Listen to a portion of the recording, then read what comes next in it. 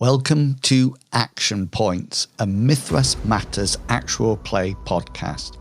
In this episode, the first episode of Harbingers of Doom, using the Mythras rules, we join the party as they approach a new city, Argent Reach, and then they spend their experience rolls before responding to cries from the streets. My name is Inwils and I will be the GM for the game. I'll let the players introduce themselves and their characters.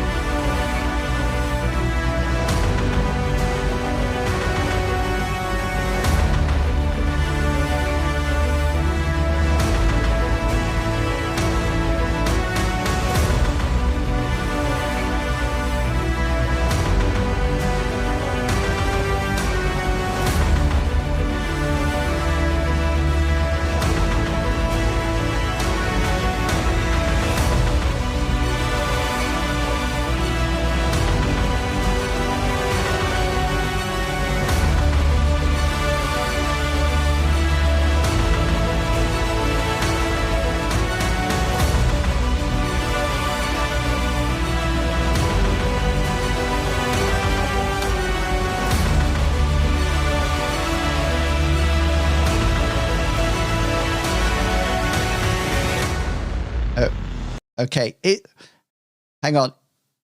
Is it safe to take you off mute? It's going to be a very quiet We're just starting to brew. Well, I've moved everybody around. So just I don't. Sorry. Yeah, go for it. So just saying, I won't be here next week because I'll be in Scotland still in my new camper van. Yeah, the pikey dream. I've got my dogs and I want some tyres to burn and I'll be set up for life. Right. I'm going to be Brad Pitt for a week. Brad for a whole week? Yeah, from Lockstock. Dogs. I can't tell if you're telling a funny story as a bit or if this is your actual plan. No, I am. I'm from tomorrow onwards, I'm in a camper van driving up to Inverness and do the NC 500, which is a loop around the north coast of Scotland. A camper van. You're going to be like a trendy YouTuber. I was thinking of taking my router and see if I could hook it, because my router comes with a SIM card in case my internet goes down. Yeah. So I think if that works, I can take that. And I get my new broadband on Tuesday, so yeah. Nice. Why not? I am just moving. Just talk among yourselves because I am moving. I got a lollipop. Where's Medivac going? Oh, there's Mr. Pickles. I'm going to Scotland. Scotland. You weren't really listening, were you? I never listen at all. To be fair, I'll see how far I can get before I can find the leisure battery. Right. Let's see. Hang on, because fish. Oh, come on. Oh. Too many cameras. Yeah, because there's one more, isn't there?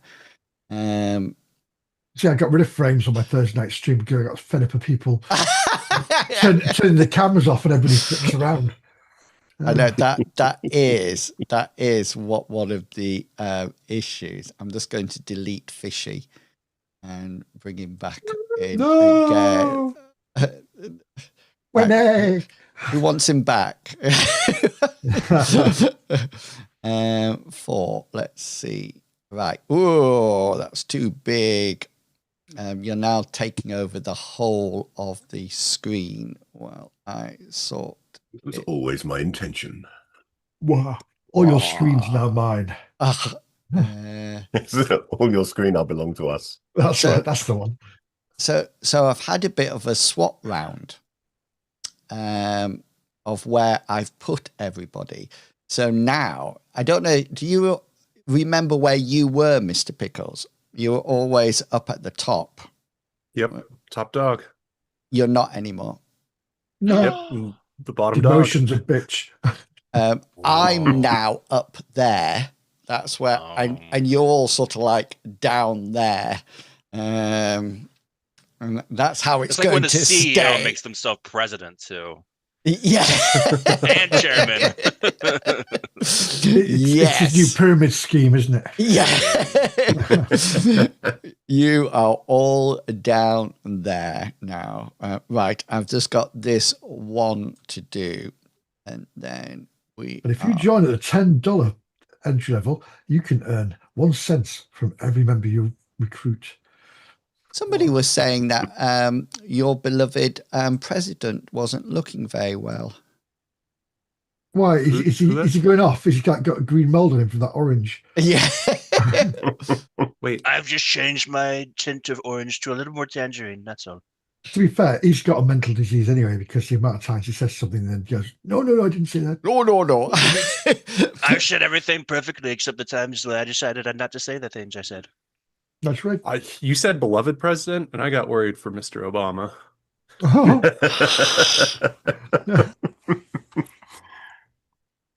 Nah, he's looking good after retirement.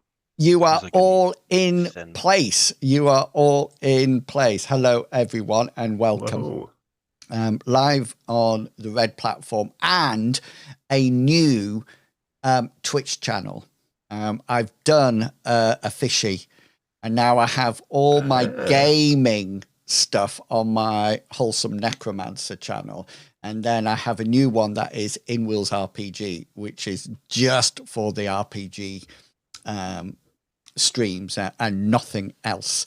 But Darthy End has found us. He's in the chat. He has managed to find his way here. But you said he never would. Yeah. He said the Mythras crew are back, which is I'm Boys are back really in town. I am really excited about this adventure because I've been upping the ante. I don't know if you've noticed, but you started to take a little bit more damage in classic fantasy and then M space, and it's all leading up to this campaign because now I think I've got the. This is why Hazra's now got a shield. Yeah, very wise. No, I was up in my ante, but then one of my other relatives said I shouldn't do that. Yeah, everybody should be equal. So yes, I've been asking loads of questions about magic, and Captain, I've got some really good news for you. You will love this. Well, I'm loving it. So, you know, when you have rack, okay, if you do rack in a duration of 15 minutes, say, you can drop it and call it over and over again during that 15 minutes. You don't pay any more magic points. You just have to do your invocation roll. So I was thinking now I can have all my sorcerer NPCs pre-cast rack before the combat starts, and then you can fire it off in one turn. So there's no fancy, it's just a whack, and that's it. And I've been looking at the enchant, which allows you to put spells onto items. I'm listening to a really Fishy Druttercups found us. Yay. Yeah. She did have help. I told her where we were. Did you? You said you didn't want her here. I'm sure that's what you said. I'm reading listening to a real good book called Spellmonger at the moment, and they have battle staffs that they put cast spells on. The other thing that we have to remember is that you are down an animist. You have no animist, but you are in a world where spirits exist. That doesn't matter. Technical opinion, terms, so, we're in trouble. Balterby's fine because I think he has Spirit Shield. Yes, I do. And we're fine because we have a Bartleby. Yeah, but that's something else to remind you about. The other thing is we will play Weapon Reach as normal, and you might in some of the maps there might be a slight adjustment in the sense that two tokens may not be touching, but because somebody's got a longer reach weapon, they'll be able to attack. Does that make sense? Yeah. So there might be. If I have Fishy in front of me, I'm able to thrust my spear past his waist or through his waist. So if they've got a very long reach weapon, they will be like 1.5 meters or a meter away from you, but still be able to attack you. And then you will need to close range, which is a combat special, or use your action to close range as you come up to it. Okay, we're going to dive into experience rolls in a second. I want to get the flow in. But before we start and say anything, I'm going to allow you to introduce to see whether or not you actually remember who you're playing. Who the heck we're playing. Yeah. And Mr. Pickles, we can go straight to you. I am surprised and shocked, but I am Mr. Pickles, and I'm playing Bartleby Fumus, who is a classic human, I guess is what I put my species as. We're all humans, but he is a theist of Amriel, so he has access to magic coming from his moon goddess, that allows him to heal, protect, and otherwise boost people. He used to be a bard, but then he got his hands mangled by some nice thugs who were a little too insulted by him. And being saved by the Church of Amriel, he dedicated himself in that direction. He currently uses a staff defensively with a crescent moon-like hook at the end to represent his goddess and also to aid in parrying enemies away from him. He's got lots of prayers, lots of miracles he can perform, and he's overall just trying to make the world a better place. And with that, I'm going to throw the microphone aggressively to Fishy. Okay. Well, I am playing Rendell Merrick, most commonly known simply as Merrick. Merrick was born to a poor family. Hang on, I never realised he has a name. He has a Sunday name. Yeah, he has a Christmas. He has a Christian name or a first name. He's even got a grandfather, a father, and a mother. Although one of them is dead on his character sheet. He was born to a poor family and inevitably became a sneak thief. But one day he tried to pick the wrong pocket and got caught. But fortunately for young Merrick, his intended victim saw potential in the lad. And rather than handing him over to the authorities, he inducted him into his duelist academy with the intention of helping him to go straight. This didn't quite have the desired effect, because the only way he could afford to keep paying the fees for the academy was to steal more. Nice. So he juggled those two careers for a while, of thief and duelist, until accidentally, in a perfectly legitimate fight, accidentally killing the scion of a powerful local house, at which point he decided it would be a good idea to be somewhere else, and left the city of his birth and ended up somehow wandering around with this bunch. Thank you. Who are you passing it to? I shall. Well, you see, I'm tempted just to throw the whole sequence and go to Kangaroo next, because Kangaroo is usually kind of last because you build up to him. But I'm tempted to mess the sequence up and say, let's hand over to Captain Kangaroo. You're going with Captain then? Captain. All right. I am playing. Hey guys, I'm playing Cyrus. He's a little human, man. And he's a sorcerer. I don't know what this guy is. I don't remember him at all. Let's see. Oh, he has a backpack. That's what he's known for. Our Cyrus, he has a backpack. This is going to be a fun session. No, he's a sorcerer of the Order of Phoenix. He's a kind of a badass. He like to do flips and stuff while also kicking ass, and then using spells to destroy people and using magic that's actually effective. Mr. Pickles. Besides that, though, let's see.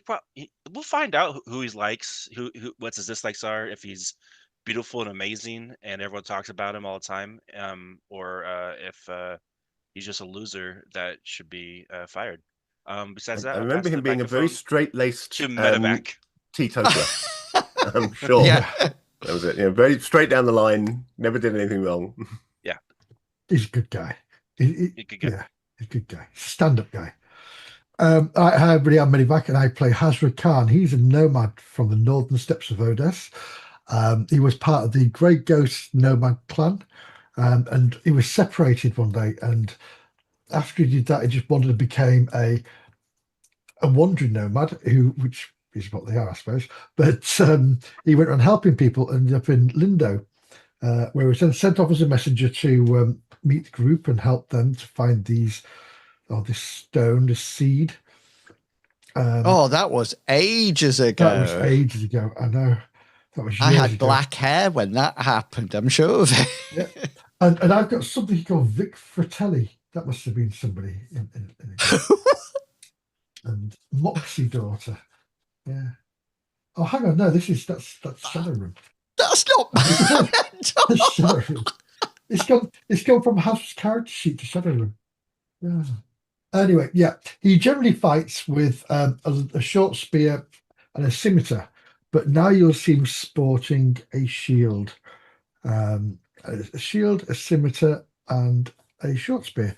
He wears pajamas. Ha ha ha! His right arm is all black. I thought he actually has some armor. I'm sure he got some. It's padded armor, isn't it? But it looks like Jim Jams. It's a onesie. Oh right, I thought you bought some heavier stuff in the last. Oh, did I get scale? You must have big. You've got padded linen. Yeah, padded linen. But I've 4 got points. one of them says scale on it. Scaled. Oh, Padded linen, scaled. Weird. But it's all 4 points. Yeah. yeah. The X's on there are my passive blocking locations, just so you know. I can't see any X's. I can just see a whole load of ones. It's under notes, sorry. Oh, yeah. Well, on your hit location, Yeah. can you see the little shield? So rather than putting 1 in there, you put an X where your passive blocks are. Oh, I didn't see that. All right, cool. Yeah. Awesome. I'll do that in a second. Anyway, yes, he's also been learning to commune with his jaguar totem spirit, which has a little jaguar tooth on a necklace, which has been behaving strangely. And he's able to now augment his combat skills to make them easier in battle, which is a bit silly, really, because he's pretty damn awesome anyway in a fight. Yeah. he was. Yeah. And with that, I shall pass on to inwils. Thank you. The only chat, the only character people have talked about in the chat is Bartleby. They've said it should be Sir Bartleby. And then somebody said, may Amriel shine upon the party this adventure. If not, find a new goddess, Bartleby. Okay, that was uncalled for. You had the heart of Bartleby until that last bit. I'm What's glad the other everyone's goddess? finally seeing the true colors of Yeah. Amriel. What's the other god that Hammerboy follows? MC Hammer? MC No, it was the rival or the I think that's brother the god god to of Bankruptcy. Amriel. Isn't it? No, it was like M something. It's like more. MC Hammer, yeah. I want to say it's sort of like, hang on. Now I'll have to check. It's like Amriel and more to Mortimer. Muglook. Right. It was the Dark Moon god. Yeah. Right. The Here one we that's go. like, I bring down the punishment on my enemies. Deities of Odes, Maroth, hides in the close. darkness of the night sky, frowning on the existence of humans and wondering when they will cease their evil ways. I like Yes. the sound of him. Yeah. He provides his Theus with the power of combat, willing to protect his sister Amriel. Worshipping on a full moon fills the devotion pool. So that was I want to say Benjamin. Was that Hammer Ben, yeah. Boy? What does anybody know? Didn't get his head caved in as well. Yeah, we know that story. Does anybody know what this is? Can you see it? This little gnome girl. I think that was with the other group, considering as. Oh wait, no, that's No. It's because if you scroll down, you can see all the tokens that were part of the party or were characters that have now gone. And on the right, in memorial, whatever it is, in remembrance. yeah, because you can see Ulrich, and then you can see Ben, and you can see is her name Ida? No, that's my character. Yeah, Ica. Because wasn't that the first character you played, Mr. Pickles? Me, yeah. But that was my intro to theism. Yeah, but there's no Hengist. No, he's on the left-hand side, because the left-hand side is all the characters. So he's there. Look, there's our pile of dead friends. Yeah.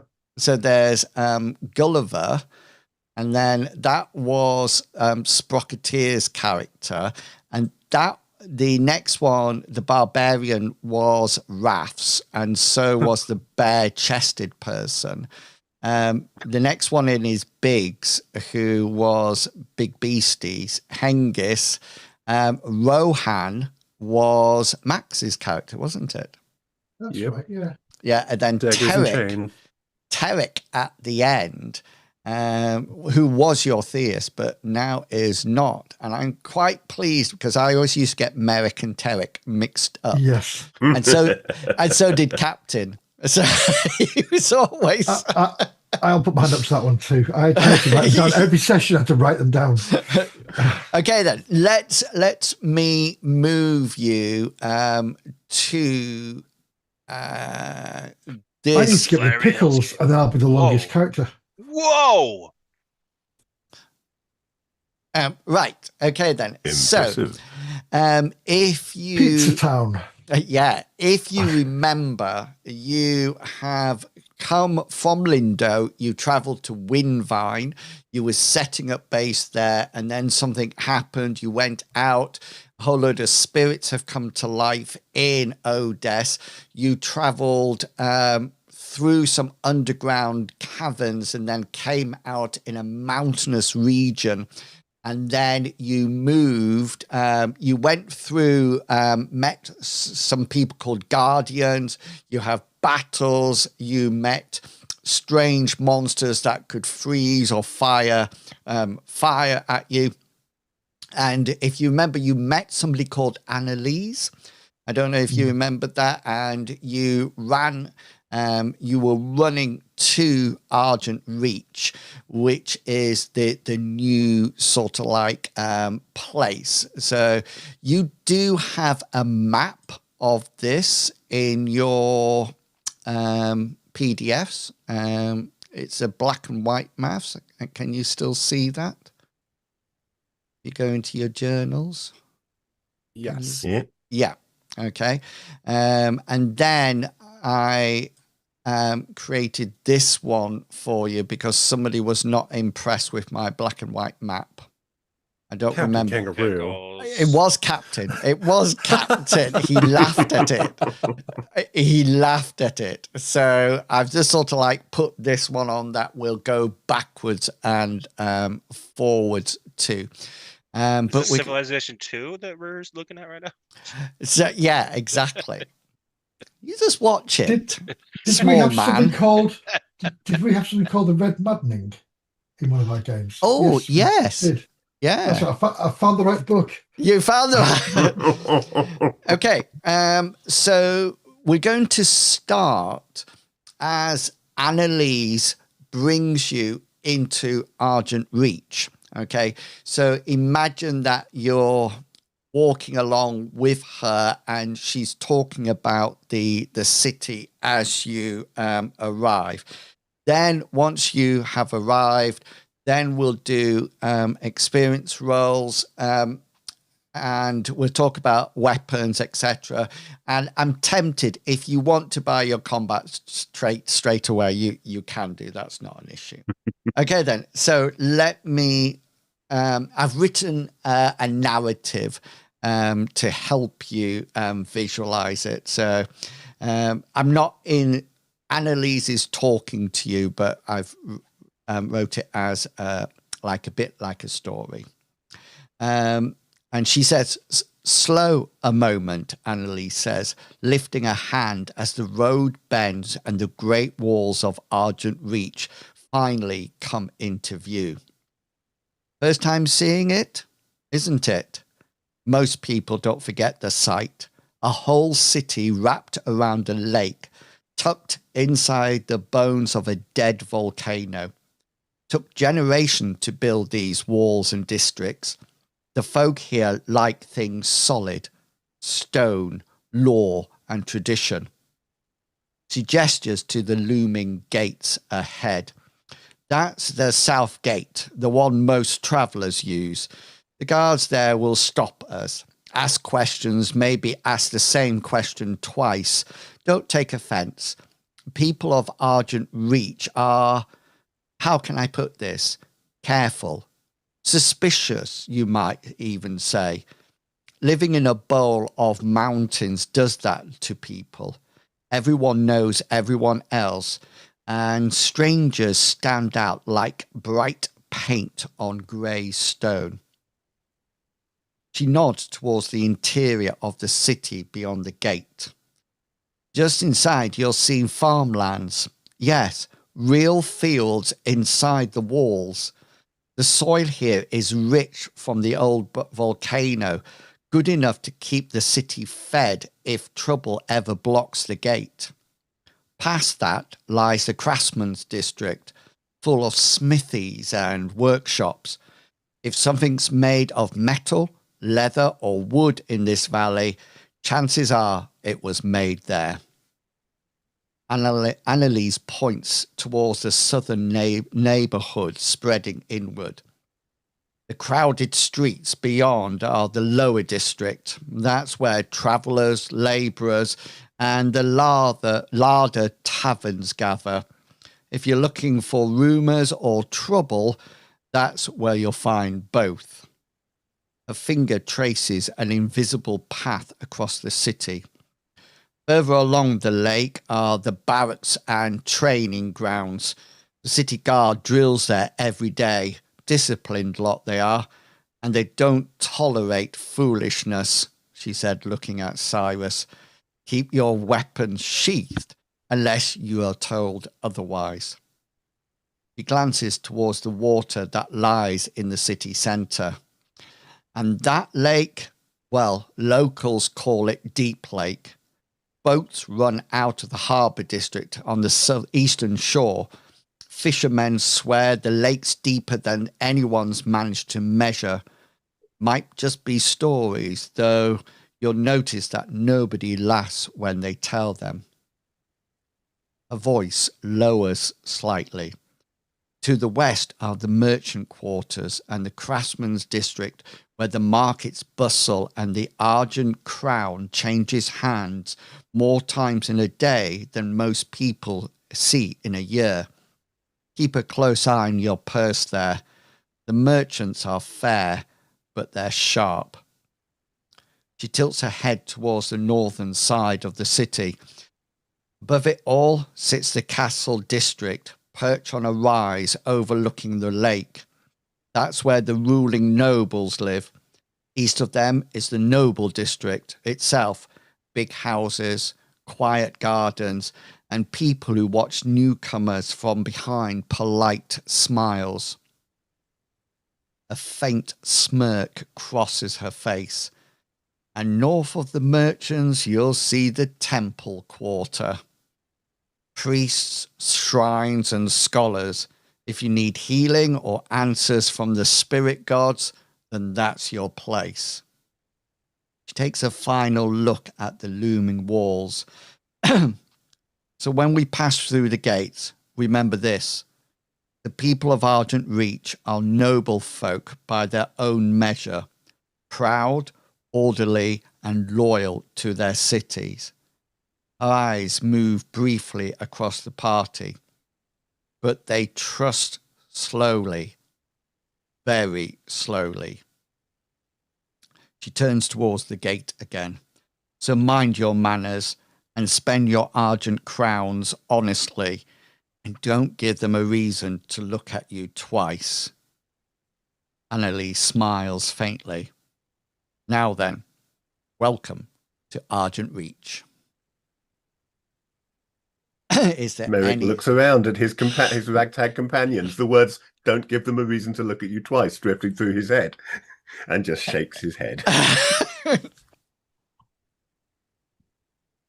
Anything that you would like to ask Annalise or comment on? Yes. This temple quarter, do they have a church praising my goddess, Amriel? She looks puzzled, and she says, there are only the spirit gods in this place. The spirits of the great hunt. Surely you must know of them. I'm assuming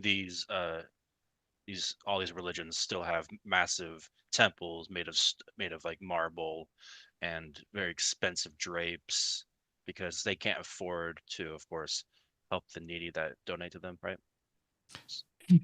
Verify. Well, to answer Annalise and not my rude companion, that is interesting to hear that this is a spirit worshipping area. Is there a spirit of the moon, the sky, of healing?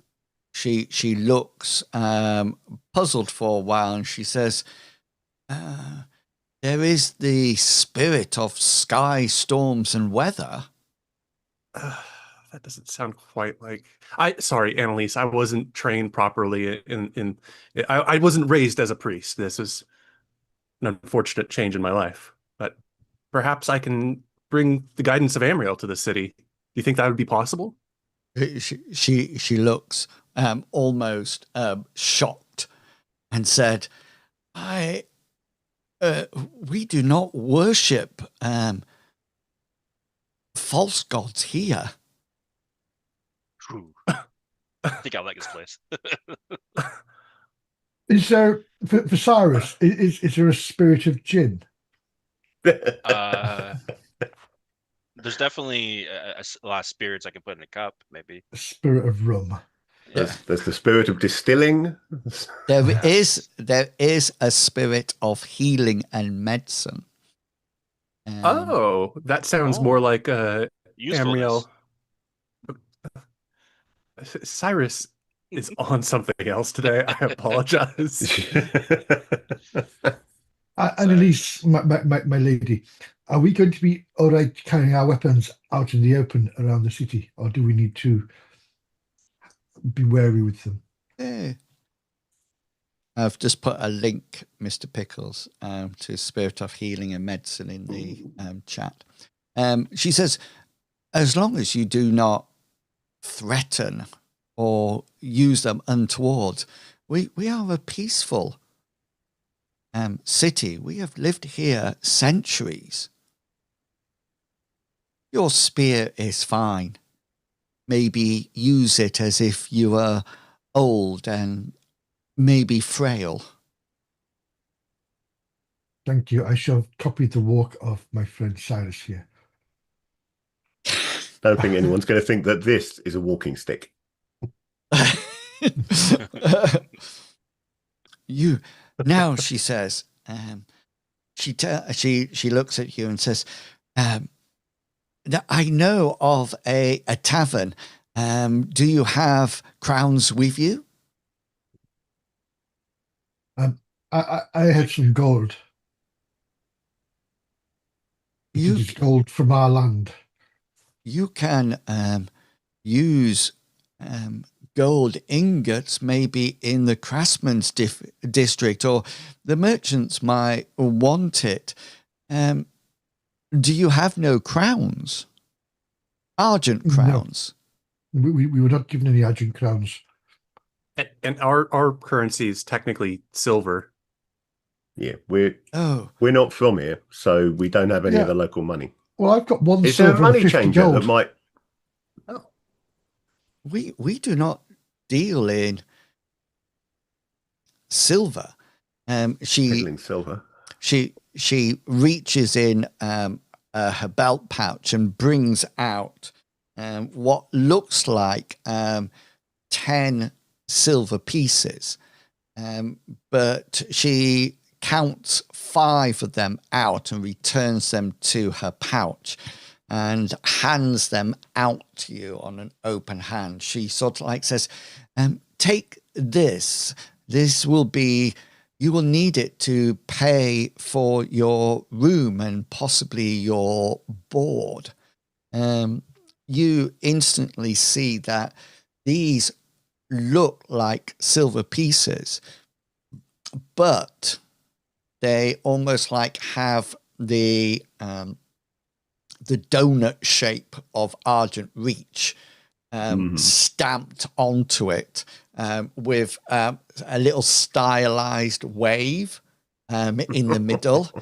And you notice that each of them, as you turn them over, it appears that they are silver pieces, but they have a stamp, a minted stamp on it that converts them to argent crowns.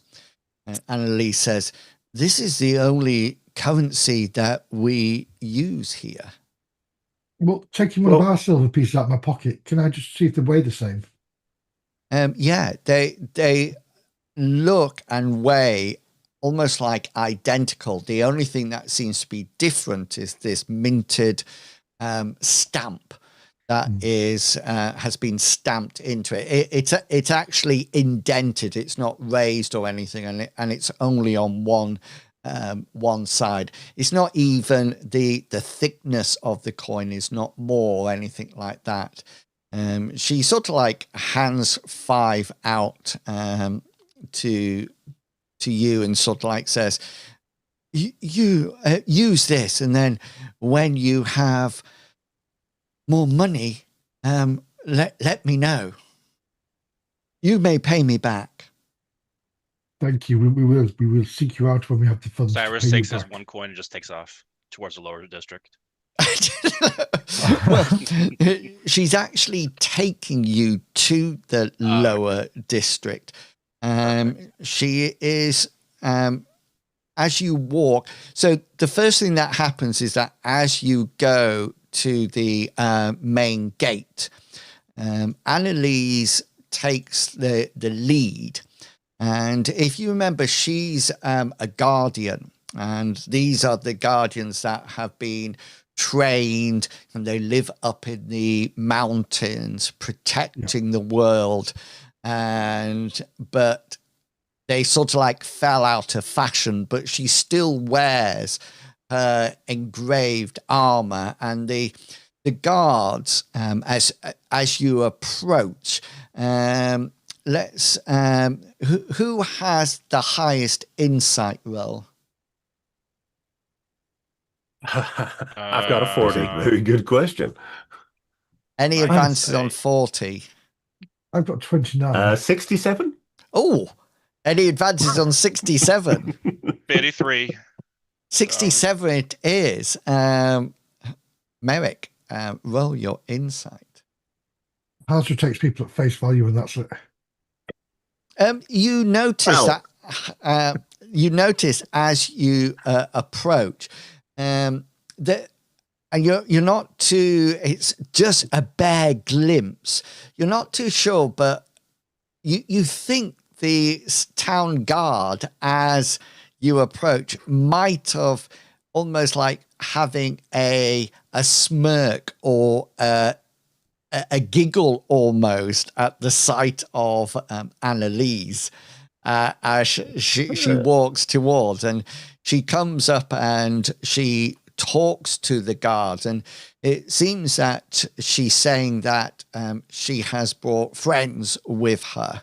And the guards, as she's talking and she's vouching for you, you notice that the guards are sort of like looking round her and looking at you. You don't seem out of place here, i.e. you don't look like an alien or anything like that. Everybody is human.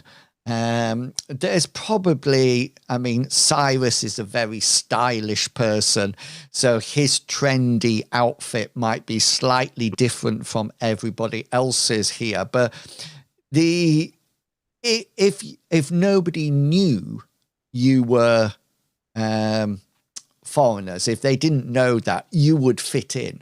The only difference is it seems like there's the religion is all based on spirits. So it could be that theists actually have spirits, if that makes sense. So it might be that they are animists, or they might be animists who have access to theist spells and divine intervention, etc., etc. At least I don't have to deal with those higher up Amriel corrupt priests. We're going to start Amriel true. Church right here. The other thing that you might have noticed, Cyrus, is that there is no sorcerer area. Which Cyrus isn't actually against. No guild rules. King of the city, aren't you? Yeah, exactly. I'm the most powerful one here now. Yeah, and there seems to be no talk about sorcery at the moment. So she hasn't, when she was giving the directions and talking about the town, she didn't mention sorcery, or she didn't mention magic at all, really. It seems to be mostly based on religion, but so, maybe. So I'm assuming though, like if I start kind of showing what I can do, should I be expecting like big celebrations, maybe some parades? That depends. My honor. That depends. I reckon sorcery just isn't a big deal here, mate. You know, I think you'll find them in the craftsman's district. That's all. Just like a level worker. They're actually in the lower district, the very low district. Chances are there are sorcerers, but they'll use it through spirits. Our family has come to such shame. Our son is a sorcerer. Yeah, they're actually completely shunned, and they are killed on sight. They all live in the low district. Yeah, we could go past like a bunch of bodies hanging. It's like, oh yeah, that was the last sorcerer. Yeah, and Annalise points at those are sorcerers. That was a son of a seventh son. That was a sixth son of a seventh son. Yeah. She takes you to a little tavern in the lower district that is called the Copper Cup. It seems to be... So not everything's made of gold. No. It seems to be quite a basic tavern. There seems to be Cyrus. It's nothing of the standards that you are used to at all. Do they have alcohol there? They do seem to be drinking something that doesn't seem to be water. It's owned by Mother's Milk. It is. It's owned by a lady called Mrs. Mix.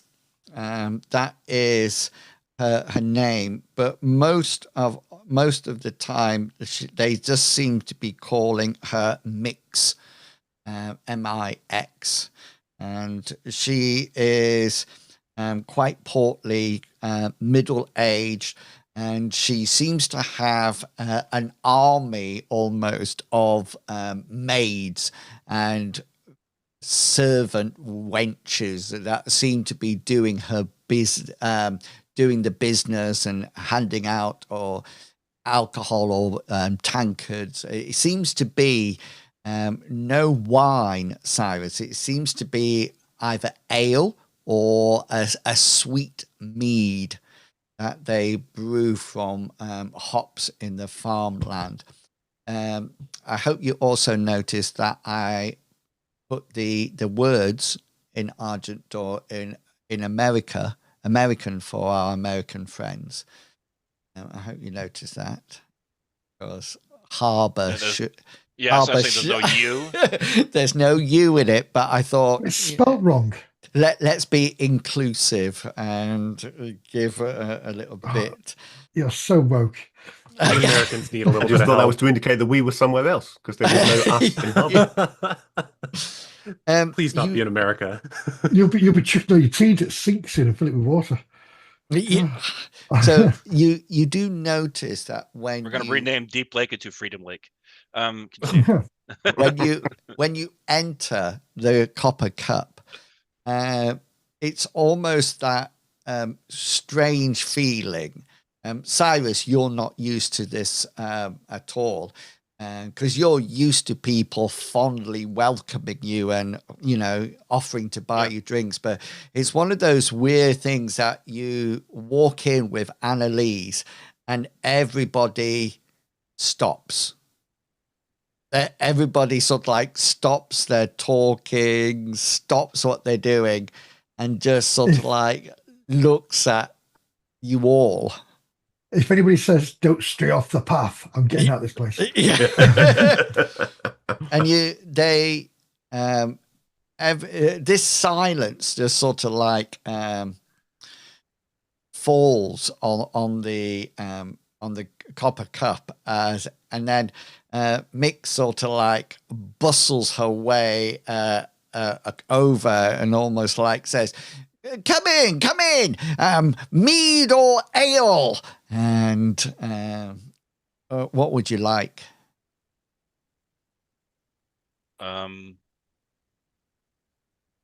Mead Ale? or ale? Ale. I think we can't Ale. fail with ale, and we probably Yeah, shouldn't ale. get too drunk on sweet mead. I don't think it has drinks in this, does he? I can't remember. I know I do, but just I think you got really upset one night when you were drunk at the tavern and they poisoned Brutus. And I think that's the point where you were like, no more alcohol. Oh, for me. yes, that's it. goodness. I poisoned Brutus. I think That's that was the right. case. Just 1 second. Hang on, just 1 second. Computer, turn hallway light off. Do it yourself. It's off. Yeah, it's off. It's one of these. Smart speakers, the best reason to use headphones in the entire world. To Yeah. stop people on voice calls with you from messing around with the stuff in your house. The interesting thing is, like, when I'm watching Star Trek in my front room, so I have a big Amazon. I don't know what they're called, but it has a It's screen. a show one. Yeah. Yeah, it has a screen and everything. But every time on Star Trek they say computer, it sort of like lights up waiting, because I don't call it Alexa, I call it computer. So it just, I call mine Alexa, but I've got a friend online called Alexia, and it gets very confused when I talk to her.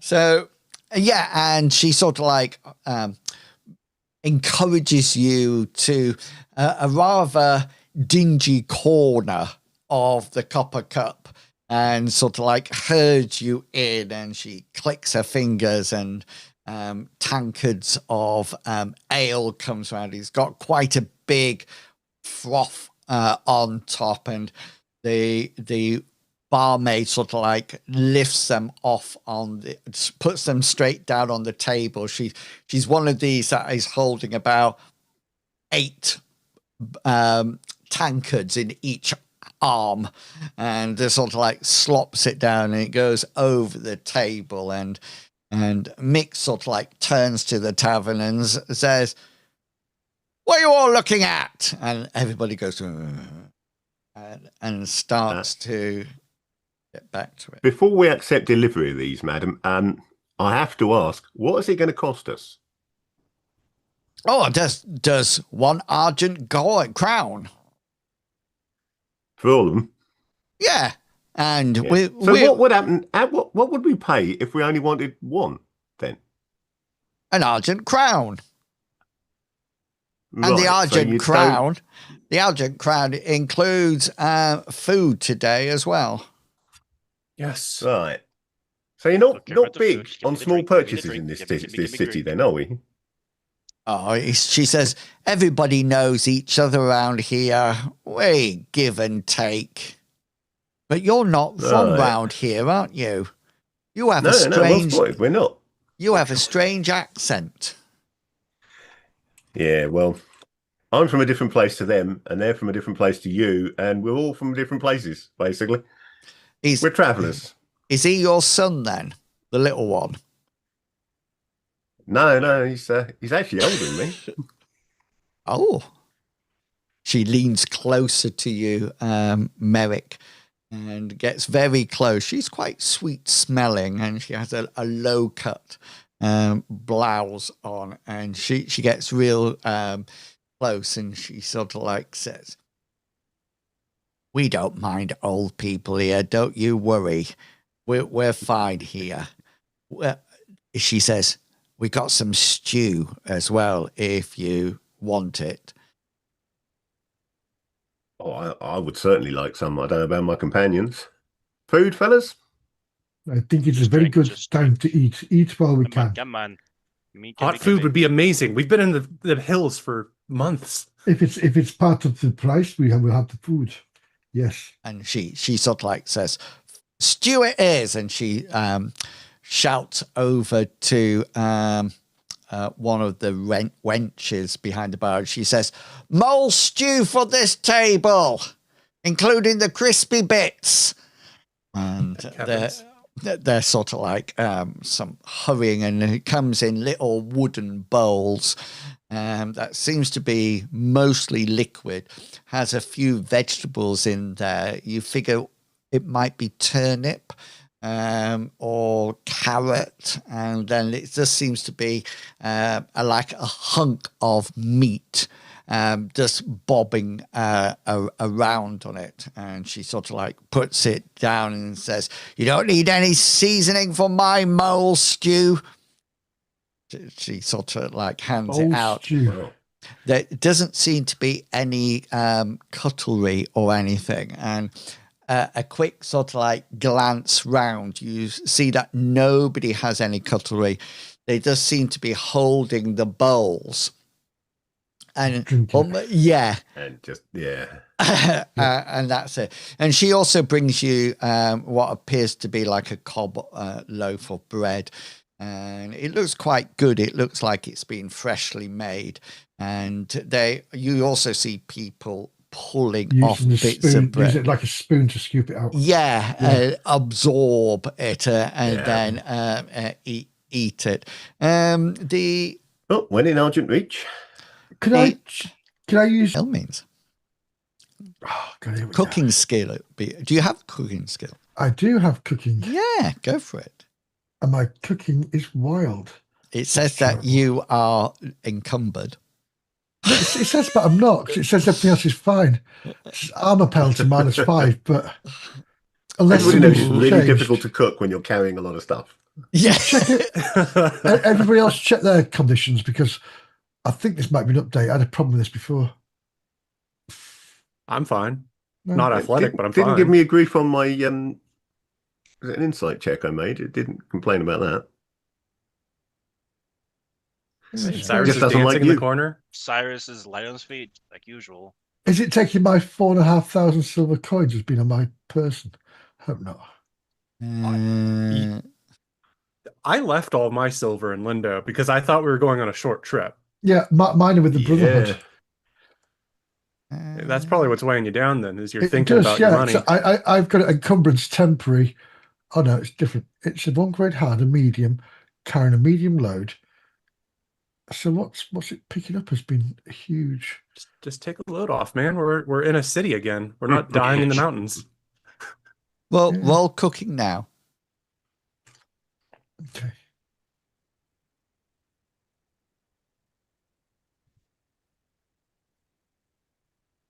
Still pants. Is that coming from? Is it the armor, maybe? Because I know we picked up a bunch of armor at the the Guardian's place. That's all encumbrance 3 is my armor, so that could be it. Because it's like per unit is increased armor. Yeah, if you wear it, it's not as much. Well, hang on a minute. Let's just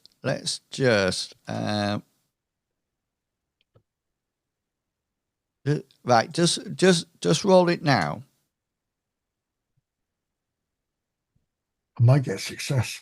Oh wow! Yeah, it's the encumbrance of the armor. It should be your worn is 1/2 if it's worn. So I'll have a look at it later. Anyway, it is mole. It is actually mole. Can I see its little hands? Yeah, a little nose. There's a little nose go, but it seems to be something that they eat here. It's it doesn't seem to be any different. There doesn't seem to be a delicacy or anything like that. Yeah. So, but yeah, go for it. Just something they can get access to and bung in a stew, isn't it? Yeah. And that's it. Clearly, they've not read Dunkton Wood, or they would be worried about mystic ninja moles coming after them. Yeah. So at this point, while you're sat enjoying your meal, it's a good time to actually sort out your experience rolls. So you actually have 12 experience rolls. Now, I am more than happy for you to take combat traits at this point. If you sorcerers and theists, you can't have your extra bit at the moment because it's not a skill. It's actually a gift that you get. So you can't learn any of the optional rules or get your I can survive without sleep ability. Your combat, you can't have multiple combat traits. But it should be something that sort of like sits with your style of fighting. As for adding new weapons, and people can argue if they wish, and then I'll just go with what I No, think. they can't. My feeling about it is that we don't play Mythras that often in the big scheme of things. So in the past, when Hengist started to use a longsword, we were playing a lot more than what we're playing now. So if you want to have a new weapon, attached to your combat skill, me personally, I'm not going to stop it, because if not, it would start off at something like 26, and at the end of the adventure be something like 30 or something like that, and it'll never increase. So if you wish to alter something that make you stay alive more, then that's absolutely fine. Does anybody have any disagreement with that? Silence. That's what I like. That's what I like. Now, the other thing is to learn a new skill.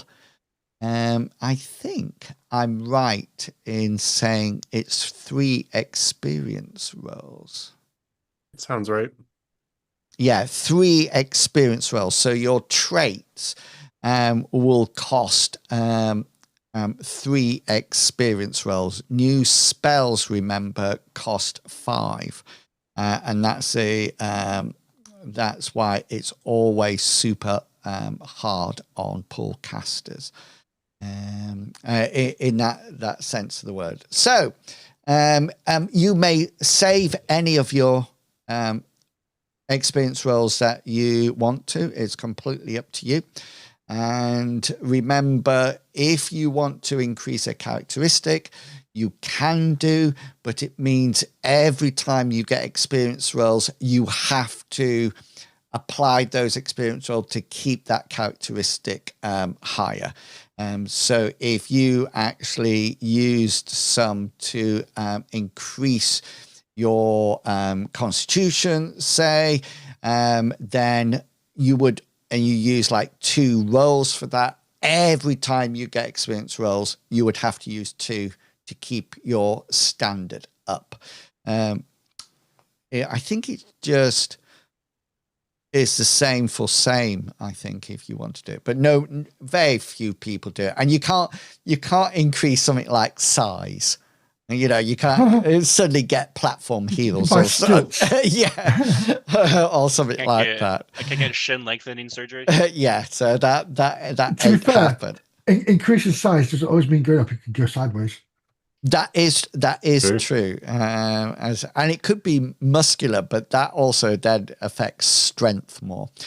So please also remember that there's a little drop-down menu when you come to actually increase a skill.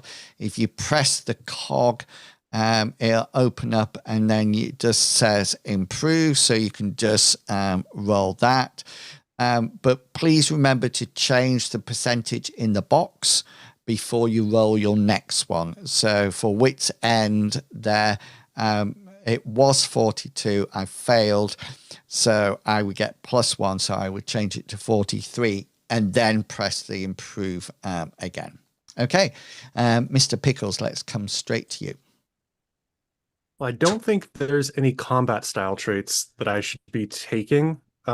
Like cautious fighter kind of sounds like Bartleby, but that just makes it so I don't need to roll to retreat from engagement.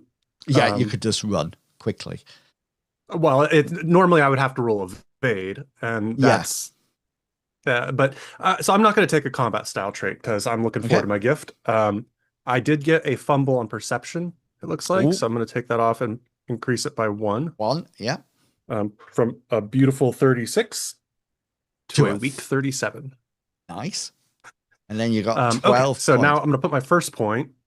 First point is folk magic. It's at a 98. And now it's at a 99. Oh, nice. Yep, that's exactly what I wanted to do. So that's folk magic, 1 down. I'm going to do exhort, which is my Theus casting skill. It's at a 96. And it's at a 97 now. Oh, look at that roll. You were so close. I tried. You got a 95. I want to put 2 points into oratory. Okay. It's at a 60. So here's the first point. Well, you're not getting... I'm doing this for you guys. Making sure that I take all the bad rolls. Yeah, that's failures. What I was thinking. I'm going next. Oh, there you go. 66. All right. 66. Yes, that's oratory. I'm going to put 2 points into lore history because we've been traveling a lot and I feel like I should be learning. Yep. 64. It's now 66. Yep. And 1 more in that. 68. Ooh, 68. Let's see. That's and then halfway.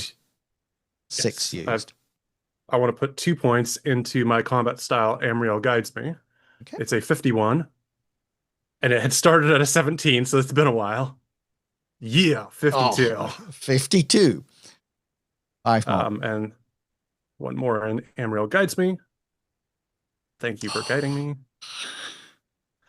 In the last 4, I'm going to put all in influence.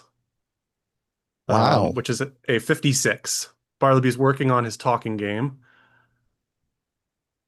Oh, 61. That's where it should be going. Oh, no. So that's the second one. I've got 2 more. Yep. Oh, 67. 67. And my last one. Yeah. Oh, 68. I knew it. I knew that was going to happen. So that's my 12 points. That's your 12 I'm much points. better at talking. Excellent. Merrick, what are you going for? Thought Hazra said he wanted to go next. No, Oh, sorry, does you go next. Hazra You can go. next. I missed that. Sorry, Hazra. You can go next. I used all the That's bad all right. luck, so whoever's That's going right. next is gonna. Let's get out all the best ones. Right. So I've already put. I've got 2 new skills. Well, I've got a skill. So it's literacy, which I'm getting Bartleby to teach me how to read and write. Oh, yeah. I already know trail sign literacy. But I thought I'd get proper reading. Yeah. So I can read, write proper. So that's 3 XP there. Yeah. And then I'm going for my shield block combat skill, Okay. which is another 3, which leaves me 6 rolls to go. So roll the ones. Hang on. Yeah. Sorry. Oh, is that your combat trait? Yeah. Yeah. Yeah. So what's your combat trait that you're going for? Shield bash, I've called it. Oh, So I thought if I've got a shield, I might as well use it to bash if I can. yeah. Is that a combat trait? That's what Yeah. I'm asking. It's a combat style. Sorry. Yeah. So you would just use your shield. You can just add the shield and just use your combat style as normal. That's okay. that's what we're, because otherwise it's just going to take ages to get that Level it up. Yeah. So you won't need that. But do you want a combat style? A combat trait, sorry. Well, I was going to go for Daredevil, wasn't I? Yeah, you can go for whatever you. So that would be That's 3 points as well. 3 points. Yeah. Yeah, that's fine. So let's get rid of that. Do I So put that into where's that go? Anywhere you want. It doesn't have. I put in notes already, so that's good. It doesn't have a chance of failing or anything like that. Yeah. It just it's always on. So that's 6 points done, isn't it? So yeah. Yeah. So I'm going to do a point and evade. So click the cog and improve. So I guess a 38. So do you know what I'll do? I'll do Fishy, another one. stop smiling. 3. 3. So that's now 41. Yeah. Okay, and then I will go on to get rid of that cog. Perception's really good already. I should have looked at this. You got 4 more. Did you know deceit? Ooh. No. I don't do deceit because he's not a deceitful character. Let's go literacy. Let's get literacy up 6 because I'm working hard trying to. Me and Hazra have been trying to teach each other how to read. Yeah. Bartleby has some Ladybird books that he's bringing out for you.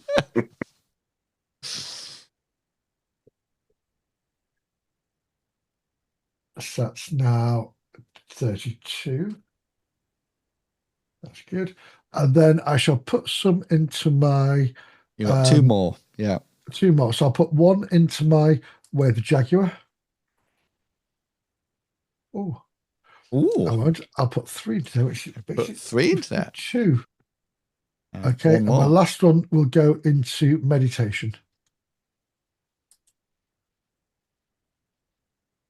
Because I think we need somebody who's going to be like an animist type.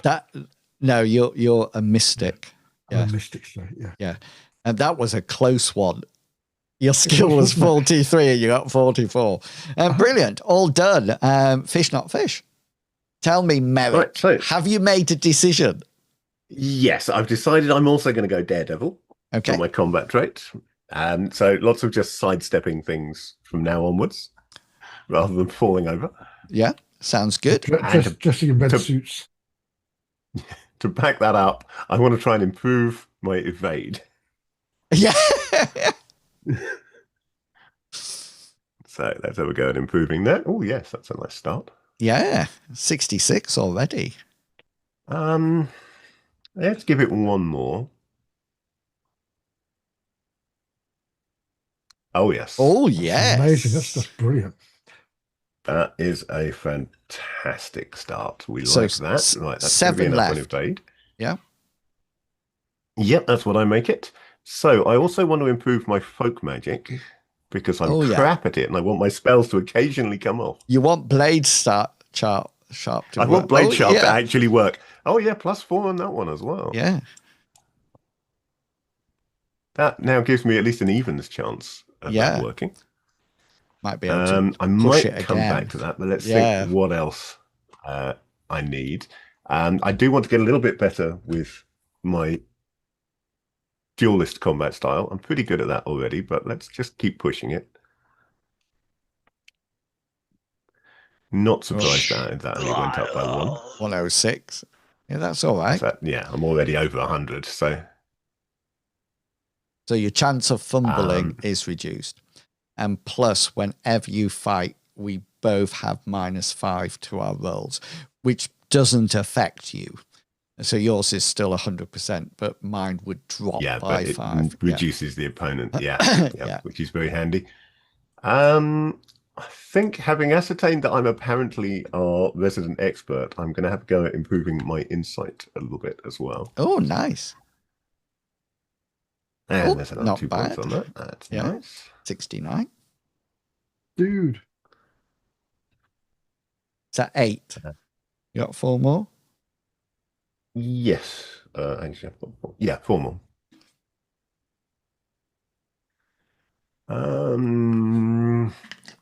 Where else was I going? There was I was going to keep 3 of them because I'm going to get a new skill, but I don't feel I can justify it yet. Because what I want Law Argent Reach, but I don't feel I can justify that till I've spent some time wandering around the city, talking to people, and trying to just pick up a vibe for the city. So I'm going to save 3 to spend on that when I think when he's done a little bit.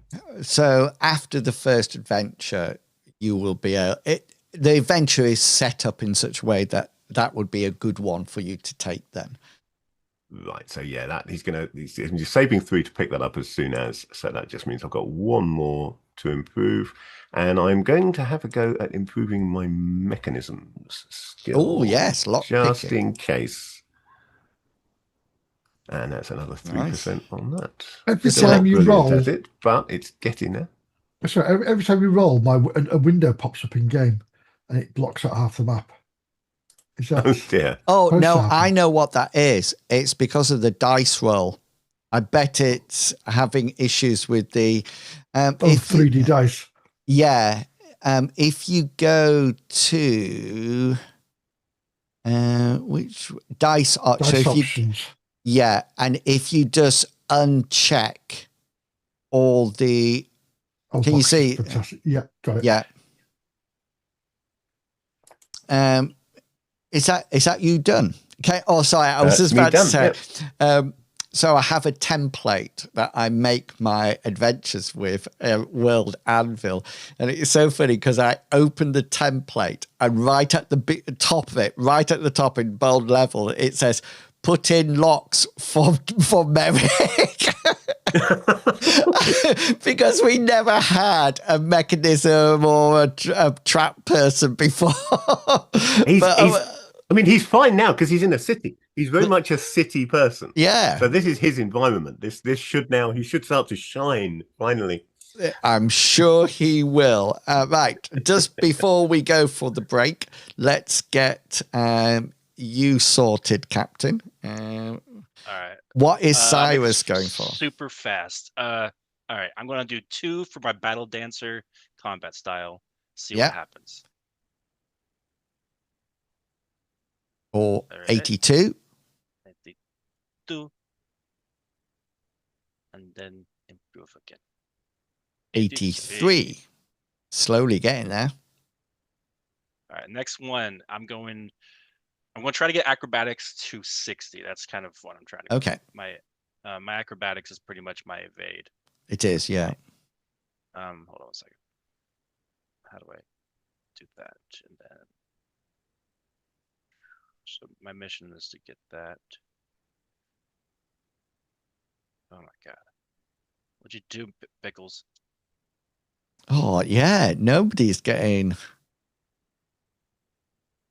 We're in a new town, guys. It's okay to be a little bit lost and confused and It all makes sense. As I say, Oh! Merrick is a city person. He gets to the city and suddenly he gets all the good skill improvement rolls.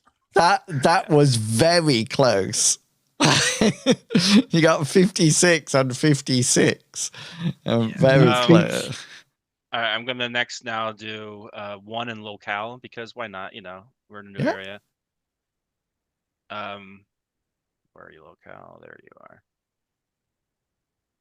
Come on. There we go. There you go. 47. All right, 1 in perception because I recently got LASIK. I should be able to see things now. Oh, 57. goes up by 2. 2, 3. Next is I'm gonna put 2 in folk magic. Maybe. Okay. Let's see if I can get something there. Okay, 78. That's good. Get me above that 80 mark. Make me all pretty. No. 79. How many is that? 1, 2, 3, 4, 5, 6, 7, 8, 9. I think 3 more. Unless you're going for a combat trait. No, I like my combat. Unless I could add magical shove to my my folk magic shove to my combat trait. Isn't there like a something that's kind of like a battle dancer, like what you're going for?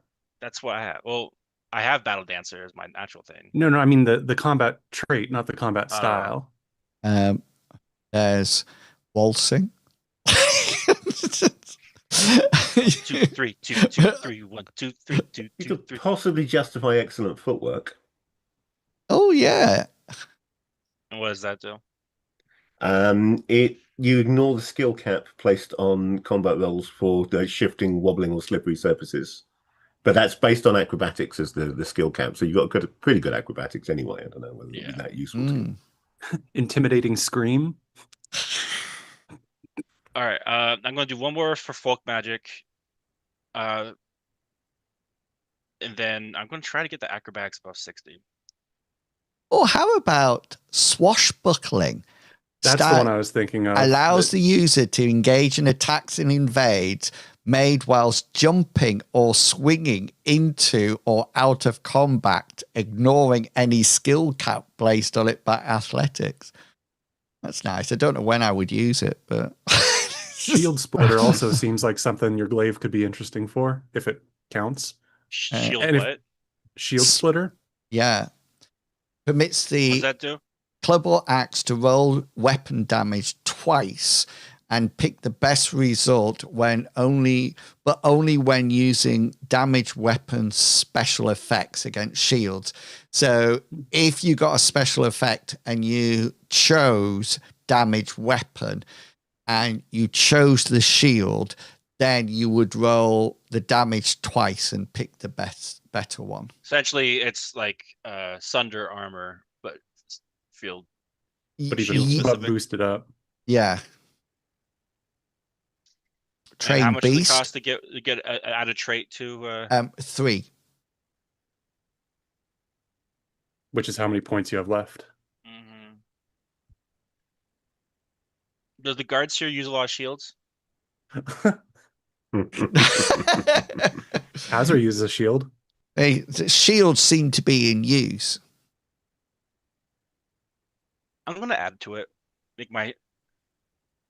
Does it just shields or can it be like doors too? Just shields. Do you plan on being attacked by a lot of doors? Yeah. Might be attacking a lot of doors if they're in the way to the bathroom. You want it, or are you going to go with folk magic? Because you did say earlier on that you might come back to folk. Was it folk magic that you? No, battle dance. Acrobatics. Acrobatics. I'm gonna do 2 to acrobatics and 1 to Order of the Phoenix. Get the acrobatics up. Okay. I feel like I'm gonna need that. Yeah. There we go. Oh, 61. yeah. I'm gonna try one more time for acrobatics. See what I can do here. 62. All right. 62. That's all right. And then one more to. That's an my interesting actual thought, you know. magic. He can't. How does he improve his magic if there's nobody to learn from? Because some of it is just personal. You Well, tend to. I also did happen to remember I had a book and I secretly translated it, or Yeah, didn't translate. I secretly With transcribed it. there lots of pictures. Yeah. I remember That's you why I'm involved doing a- Bartleby for that book, but I don't remember if it was like forging a library card so you could check it out, or if you, I don't know. Right. Just another brief thing just before we go for a break. Just to let you know, from now on, all combat, your opponents will have special effects. They will be able to gain special effects and use them. I think you're now at such a combat level that we can start using them. So anybody will have them from this point onwards. So in the past, you might That's have... not fair. You might have not. You might have decided not to parry because your armor was strong enough, and to take the blow. But if you decide not to do anything and just take the blow, then please remember that they will get a special. They're going to get a special. Well. Yeah. Okay, then let's have our 15-minute break. So it's 25 to, so we'll be back at 10 to, and we'll see what's going to be happening in Argent Reach. Go away, grab something to eat and snacks, and be back in 15 minutes. See you all real soon. Where's my AFK? He could actually, that is true. He could change. Penguin, but... And a kingfisher or a gannet. A gannet's really good at diving.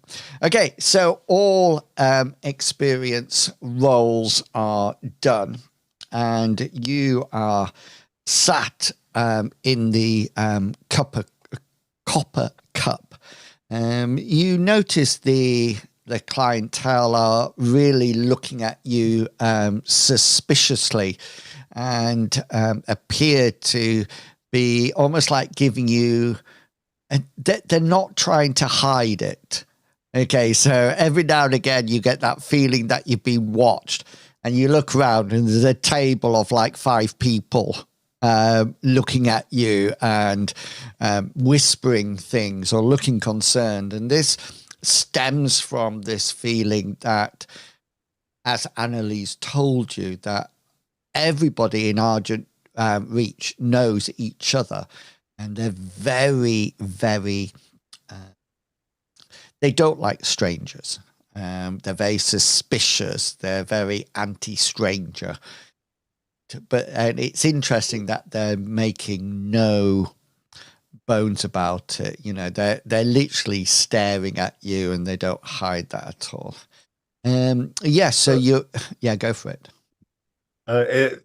Whenever he sees somebody staring at our table, Merrick will just smile and raise his mug to them. Nice.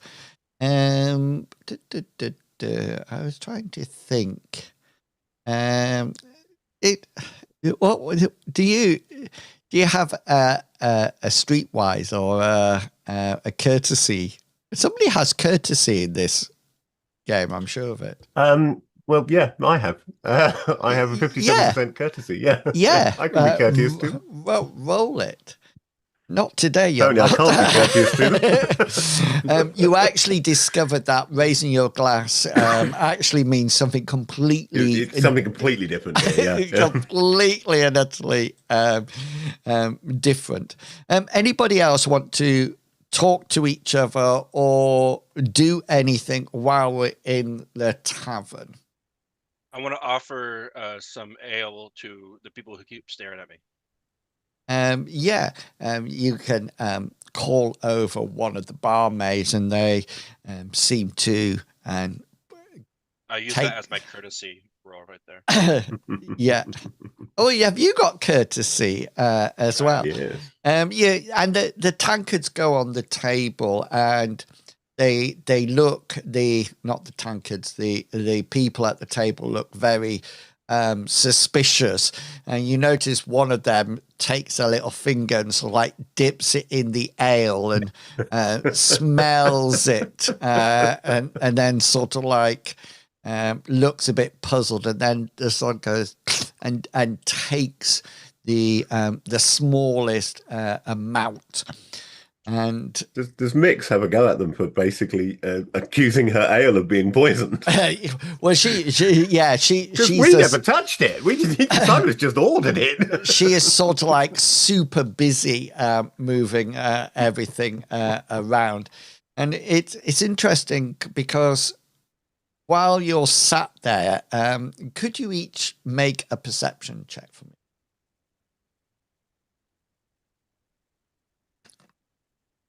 Cyrus is focused on one thing only, and that's the bottom of his cup. Merrick and Bartleby. Yeah, Merrick and Bartleby. Where's Hazra's? I don't think Hazard's thrown his eyes up yet. What's that? Sorry. We need a Perception. Sorry, I was multitasking, which I should be. I should be giving you my. I think by default he's failed his perception check by failing to notice he has to make a perception check. Okay then. So Merrick, Hazra, and Bartleby, while Cyrus is ordering these drinks, etc., you here outside there seems to be some kind of commotion happening. You actually first hear almost like shouts, as if they've seen something, and these shouts quickly change from "Oi, what's that?" to help and scream and things like that. And let me just move you because I put you on a different. Well, we don't have to. Let's stay inside. It's safer. Well, you are inside at the present. Can you all see that now? Mm-hmm. Yes. Yeah. So this is the copper cup. There's two doors out of this. This is like a stable area in the back. I don't think you'll need the door in. I'll leave it on because of what's coming. So we're here at the moment, so you can decide what you are going to do. Hazra, Merrick, and Bartleby, what would you like to do? Because you're the people who hear it straight away. From out the front, we hear the commotion. It seems to be outside. Right. So in that case, I will just amble over to the door. There's no windows. As was going, yeah, there's windows as well. Maybe look out a window. So Merrick's going to the door. Stand in the doorway, see what's going on.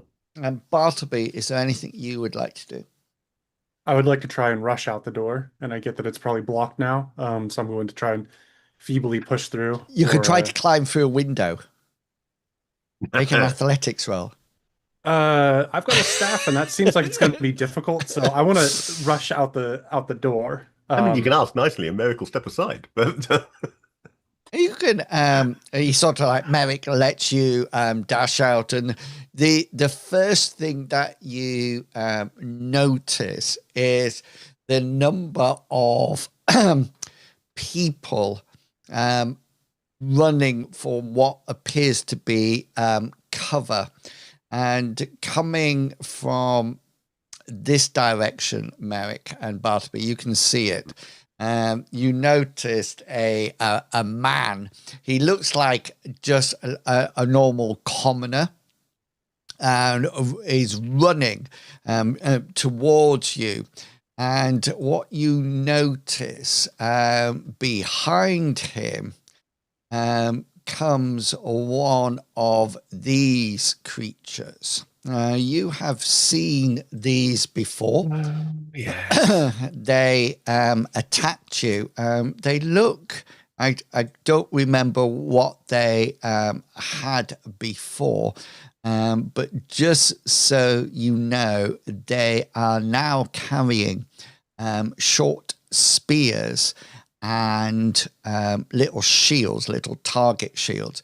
They also have horns, etc. And they seem to be flying down.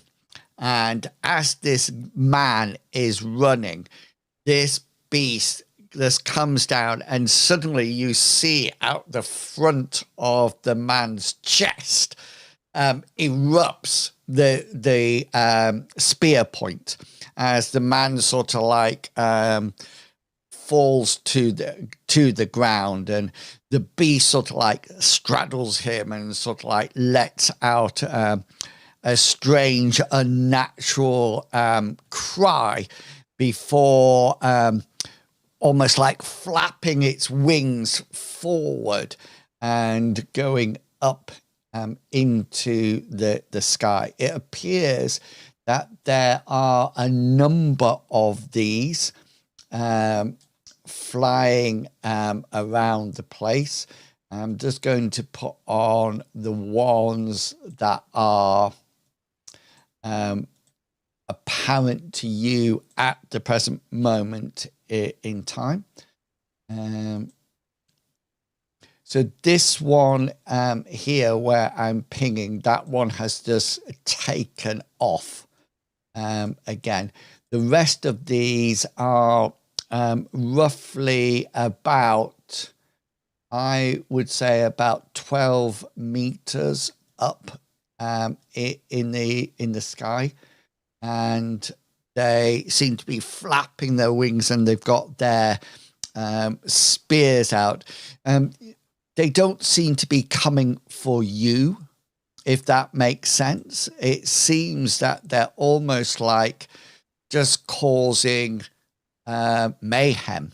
But what I do need you to do is click your tokens and roll your initiative for me.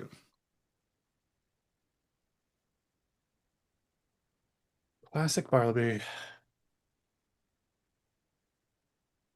Yeah, I'm more back of the bus. Oh no, I'm not. No, you're fine. Yeah. So you notice.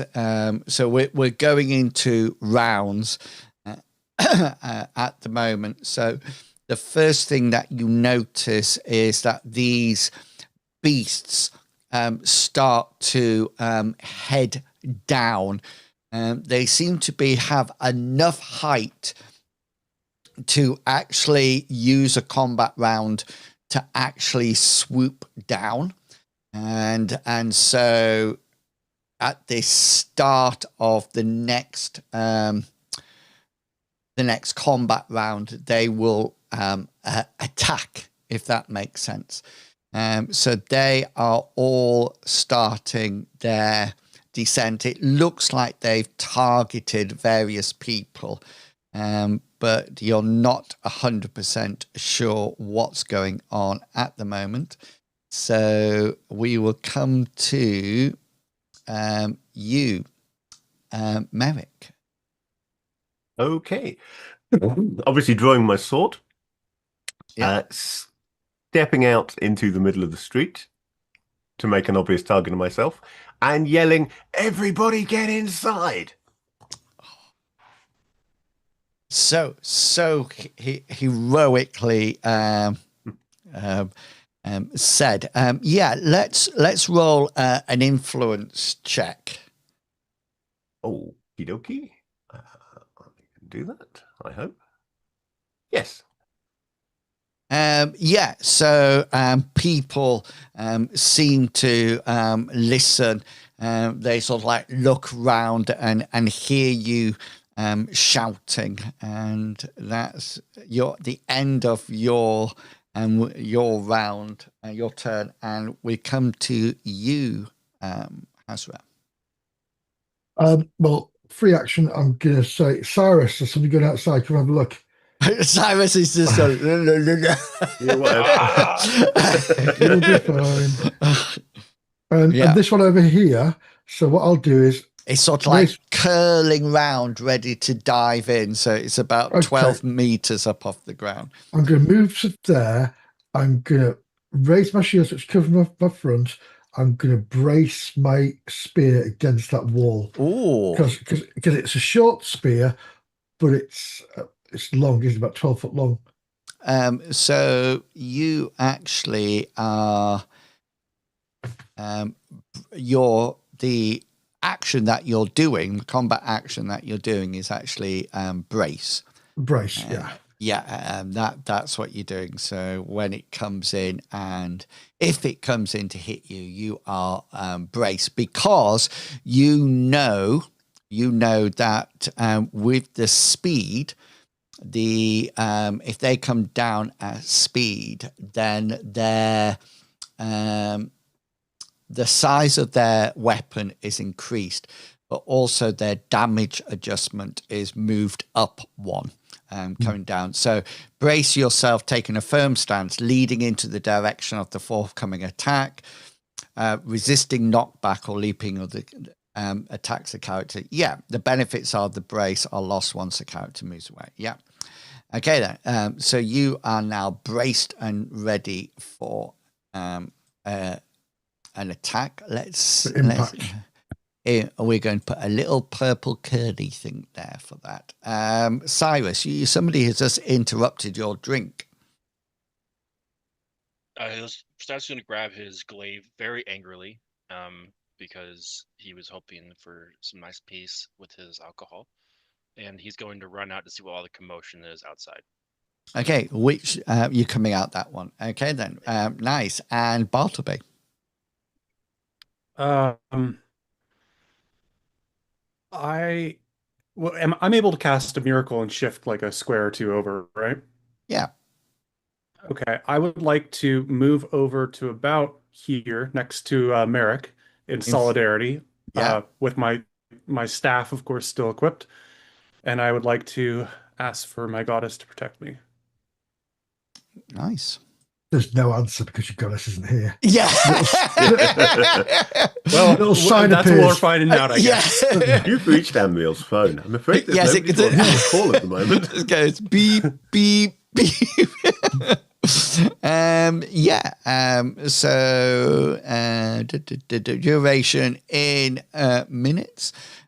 So knock off your points, your magic points. And that's from my devotion pool right there. And we're coming to turn 2.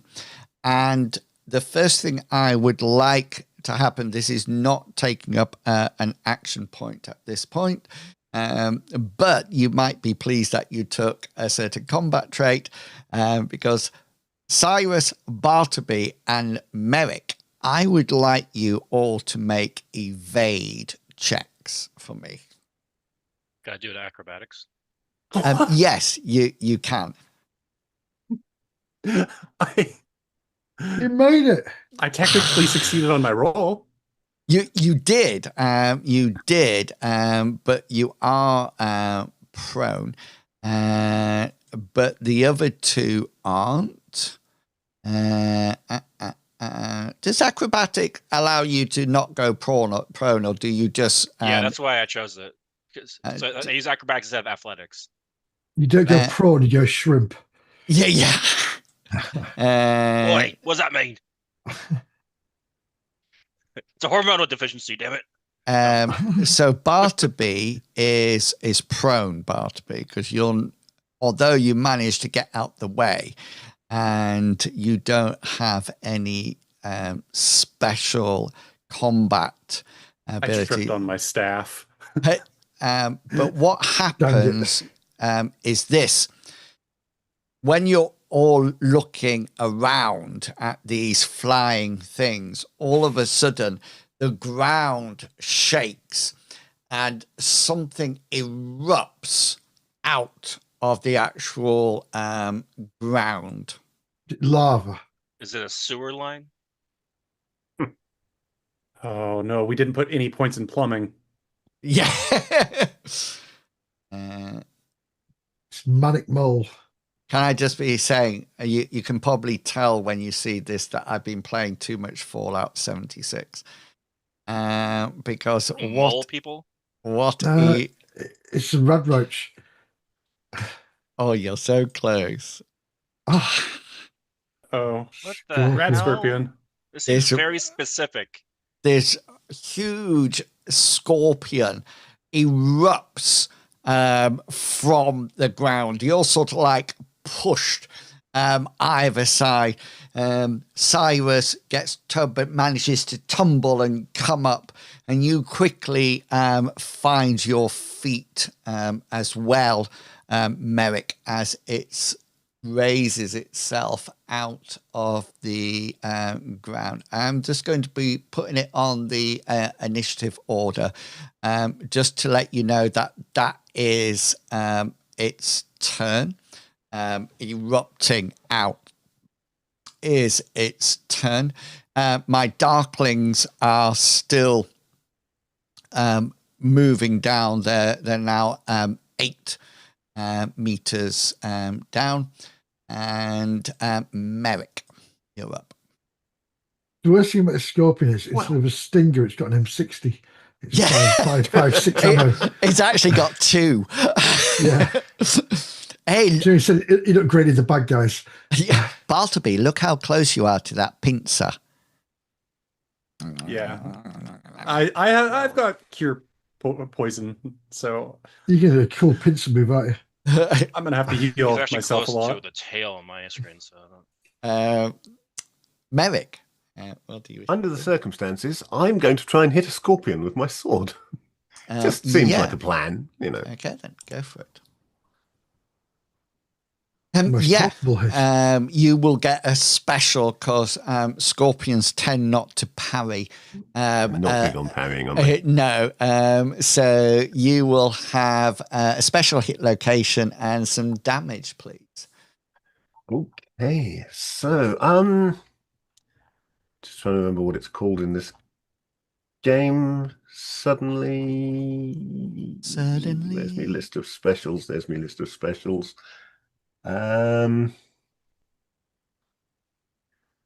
I think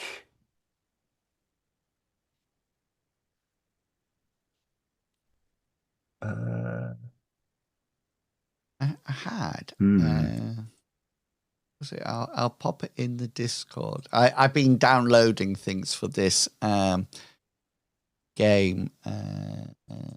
Is this the one? What did it do? Because I've got the offensive specialist. It's going to have to be Sunder. This scorpion sounds armored to me. It definitely is. I'm going to put 200 weapons damage the armor. Yeah. I'm using a 200 longsword, so Fantastic. that should. I've just put something work fine. Something in the chat, the Discord chat. I've just showed it on. It's a visual offensive special effects. So it shows you what you can do. So if you want movement or do something like that, I've got it for defensive as well. Right. Sorry, you are sundering, which means I still early in the morning. Yeah. So we still need a hit location. I certainly do. It's going to be a D20 hit location. That's its 2. That's its tail. Okay, sundering its tail sounds like an excellent idea. I feel. So damage in excess of its protection armor points are reduce the armor point value by that amount. Right, so now we find out that it's got way too much armor and I can't hurt it anyway, but that's 8 points. And an attempt to sunder it. 8 points. You do manage to crack through the chitin on its tail. You do quite a bit. You notice the chitin cracks, and there's a bit of ooze that comes out of it. So basically, Merrick has stepped in and done an overhand helicopter blow, basically just like rotating the sword round and smacking it into the tail. And you do notice that some of the chitin falls off. A tiny little bit about that, mate. Yeah, I've done 1 point. Reduce its armor by 1. Another 9 of them, and we'll be doing actual damage. Hazra, you are braced by the door. Somebody will have shouted about the scorpion. This guy here is definitely coming down towards you. So like it's got its shield out and its little its spear, and you can see it going like that. A bit like what's that? Is she called Hawk out of the film with the Green Lantern and Mr. Fantastic? Is it Mr. Fantastic? Oh, anyway, the DC has a Hawkman and a Hawkwoman. So you think a Hawk Girl. Yeah, Hawk Girl. Yeah, it seems they've gone back to Hawk Girl, have they? They upgraded it to Hawk Woman at one point. Yeah, but now it's back to Girl. Yeah, it was short lived. It definitely seems to be coming down for you. Okay, well, I'm just. It's in the corner between on the ground and the buildings. It's there braced, and I'm lining it up as it's coming down, and I try to glance off its shield and go into it. Yeah. It's definitely going to hit you. Cyrus. I'm going for... Do some calculations really quick. I'm going to roll folk magic to enlighten my glaive. Okay, yeah. Is this fire blade coming onto it? Fire blade is coming on. Yeah. Roll your folk magic. You ignite your sword with. Do I have a fire? I feel. There you go. It's tiny, but it won't matter. Do you have the fire? Bartleby. I use my legs to stand up. Yeah. Not your back. I'd also like That's to use smart. I use my staff to help me get up to my feet. Nice. Have you? Oh, you've been doing their stretches. It doesn't mean stuff, means followers. Yeah. You can't call them stuff. And we come to combat round 1 still, turn 3 now. So this is only for people with 3 action points. Okay, so my scorpion, you just look like I can kebab you, Mr. Bartleby there. So it's just sort of like scuttles round and sort of like strikes out with its pincer. Okay, it will be hitting you. And I have no action points, but I have my goddess. Oh, yes. Flashback to earlier this session. All of my guys will have special effects, so if you don't parry it or yeah, this is not going to be pleasant, I feel. What are you going to do to me? you have... what do you have up, Si? Tank Bartleby. The shield miracle that gives me a point of armor at each location. Is that the Aegis? Aegis is the shield, the physical shield that I can give to other people or myself. Shield is the one that the Ready Breck shield. Yeah, shield is just a beam of light all over my body. Yeah, the ready break shield. My Leave beautiful your priest Okay, body. and so what is it like 11? I think it's 11, isn't it? Yeah, it's 11. Yeah. It doesn't stack with my normal armor, so it's just a flat 11. Okay, then. So here comes the pincer damage. 16. 14 points of damage, which is going into. So I should have rolled. You'll see what I am going to use. So it goes into your 16. Left arm. Okay.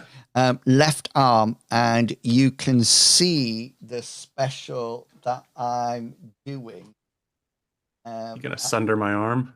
No, I'm not. Yeah, I'm going to. So I'm not going to sunder your arm. I am going to grip it with my pincer. That's what I am going to do. I just need to. I think it works exactly the same as the grip.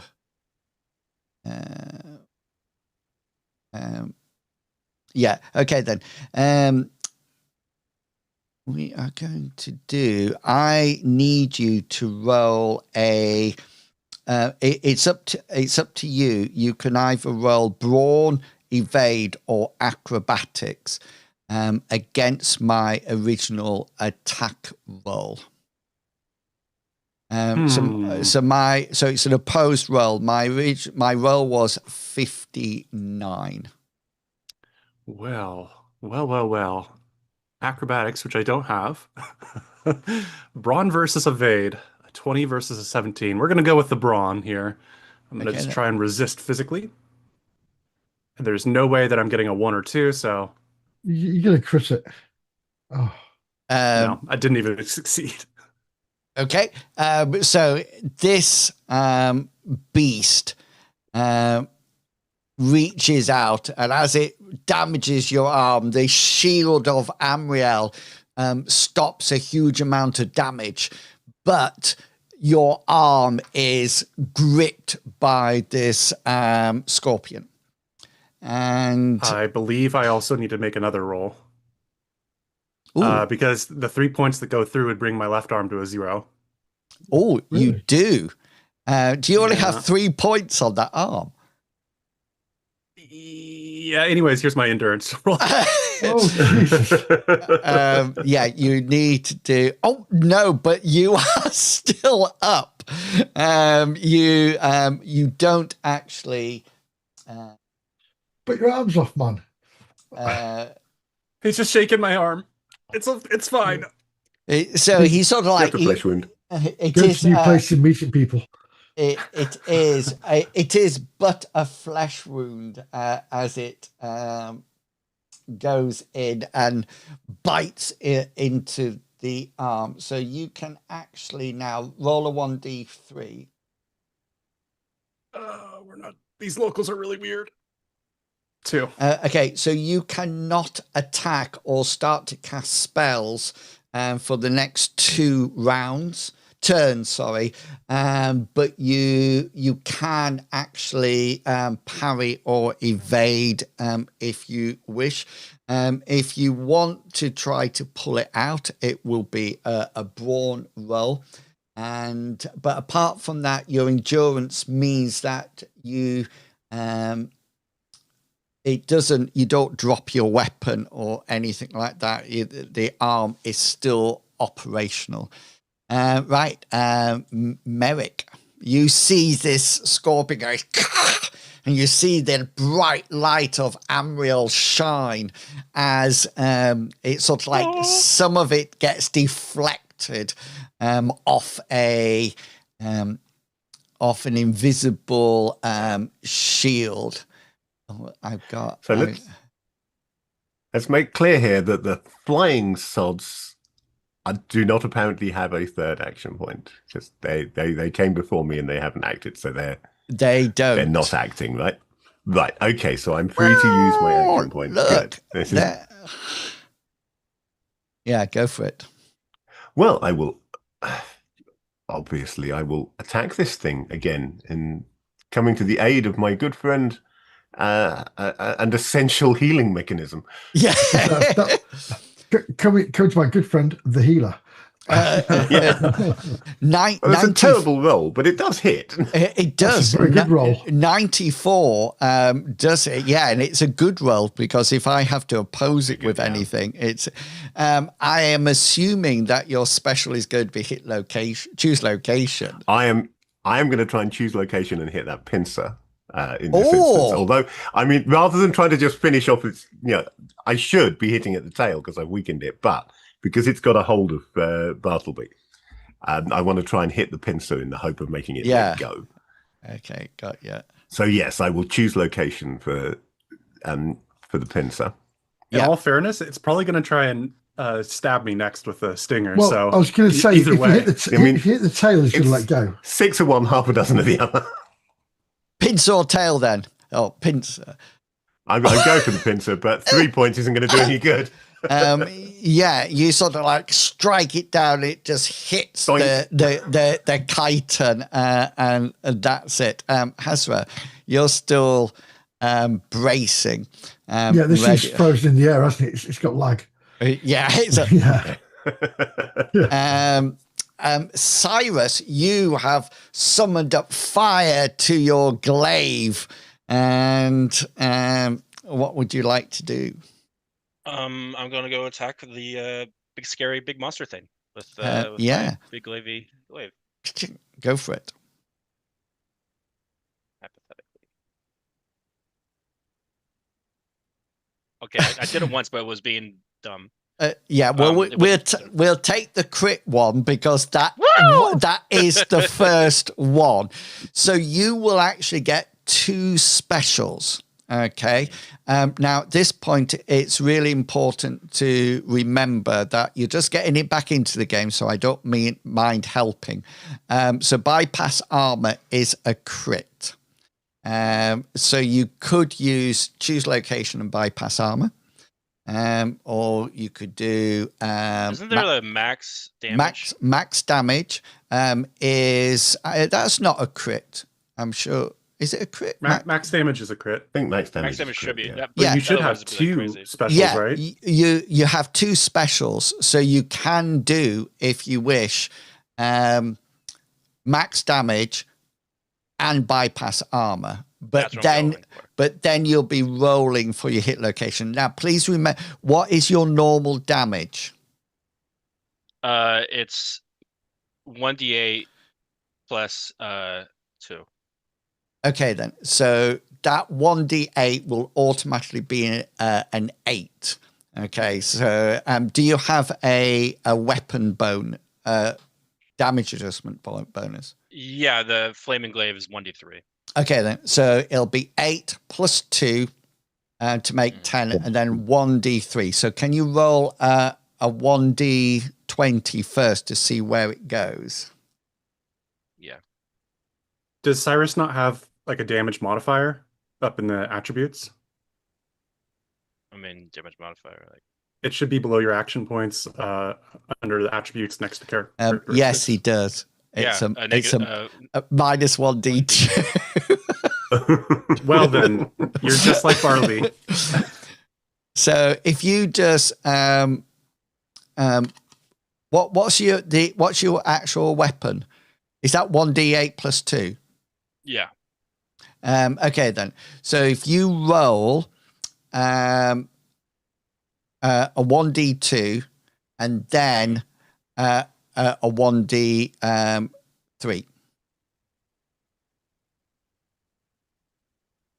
D2 plus 1d3. Okay, so 2 will be added onto it. So it'd be 8, 9, 10, 11, 12, and then 1 will come off it to take it down to 11 because you're a bit feeble with it. And whereabouts did you hit me? Oh, sorry, wrong one. 79. Yes. 16. Oh, you're going for the other pincer. You're actually My other pincer is the one holding me, or No, he's actually going for the left pincer. It's the right pincer that has you. That's why I rolled 79. It's a very specific location. So what was that? 11 points of damage, wasn't it? Flaming damage too. It's magical. Flaming damage. Remind me. 11 points. And okay. So you sort of like bring your flaming glaive down, and it cracks through the chiton and sort of like slices through the pincer, doing extra damage as it goes. And Bartleby doesn't have any more action, so that I have a question though. Yeah. Oh, unless you want to use a point of luck. I don't right now. I don't think. Yeah. I have two turns that I'm not able to cast spells or do any attacks. Correct. From the damage to my arm. Is that based on when I spend an action point, or is that based on the actual turns themselves? Like if I don't use an action point here and we just move through combat round turn 3 without me acting, does that decrease the timer? I think it's when you can act. Gotcha. Yeah, so if I spent a luck point to take an action, I would move down that timer 1 and I'd sit there doing nothing. Okay. Yeah. I just want to clarify. I do nothing. You do nothing, which now comes to my scorpion. Now, the scorpion has you by its arm, and then it's suddenly had a flaming glaive round through another pincer. This pincer's been lightly massaged. So the scorpion is now going to do this. As it turns to meet Cyrus, because it's got a burning hole in it. Was it enough to slice to break through? Yes, you hurt it. I thought I would have sliced off its pincer. No, you didn't. You did minor damage. You didn't even give it a serious wound. As it comes round, Bartleby, it just chucks you by your arm and flings you over there. Just it's not aiming at anything in particular. It just sort of like chucks you. Do an evade roll for me, please. I feel like one of the rocks in Belle's sling, except I'm the rock. Pow. Yeah, no, there's. And you sort of like skid to the floor. Your shield protects all areas, doesn't it? Correct. Yeah, so you sort of like hit the floor, and as you hit the floor and then bang up against this, it would be 1d6 lots of damage to 5 locations as you bash your way through. So people just see this glow of Amriel as you just sort of like bash down. You are now prone. And that is my turn with that one. And this horror comes in to attack you, Mr. Hazra. This is when it just misses and flies past. Hits the wall.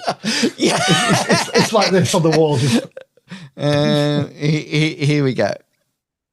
Okay, so this will be a hit. So you can now parry it, which means your brace reduces the size of the weapon. So you can parry it now with your shield. That's not a problem at all. Oh, with the shield and not the. Okay, It's up to you. Yeah. I suppose you can try and knock the. Well, let's have a look. See what we get. Has it rolled? Why is it not rolling? Yeah, it's successful. So did it roll? Yeah. I can't see. Oh no, it didn't. Sorry, I'm reading mine because mine says short spear. So it didn't roll. Let me close down my character sheet and open another one up then, please, because it's something wrong with that one. Okay, and on that one, roll. That's it. Oh. If it's not correct, if it's not a win, I'll reverse it to make it a critical. So it's opposed, isn't it? Yeah. So, sorry. No, these are differential, but getting a crit is good. I'll crit it. I was just reducing my skill from 78 to 68. It'd be 67, wouldn't it? 65. Mine. 55, wouldn't it? Yeah. No, just 13 65. off that. 65. Yeah. It'd be 47. Yeah. No, it wouldn't be 47. But it takes 13 off his score. The skill level gets the penalty, not the roll. Oh, sorry. Yeah. So my skill. So it reduces it to 65, but 60 still hits. That's what I needed to be aware. Okay. So I need to know how big you are.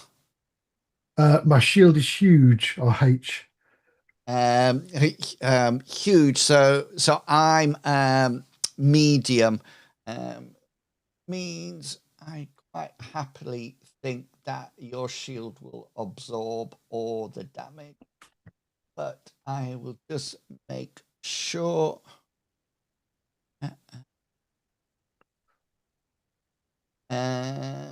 Damage reduction. I'm medium. Are you huge? Did you say? I'm H. So I'm assuming it's huge. Yeah. So it this beast bashes into it, and you get your shield up, and the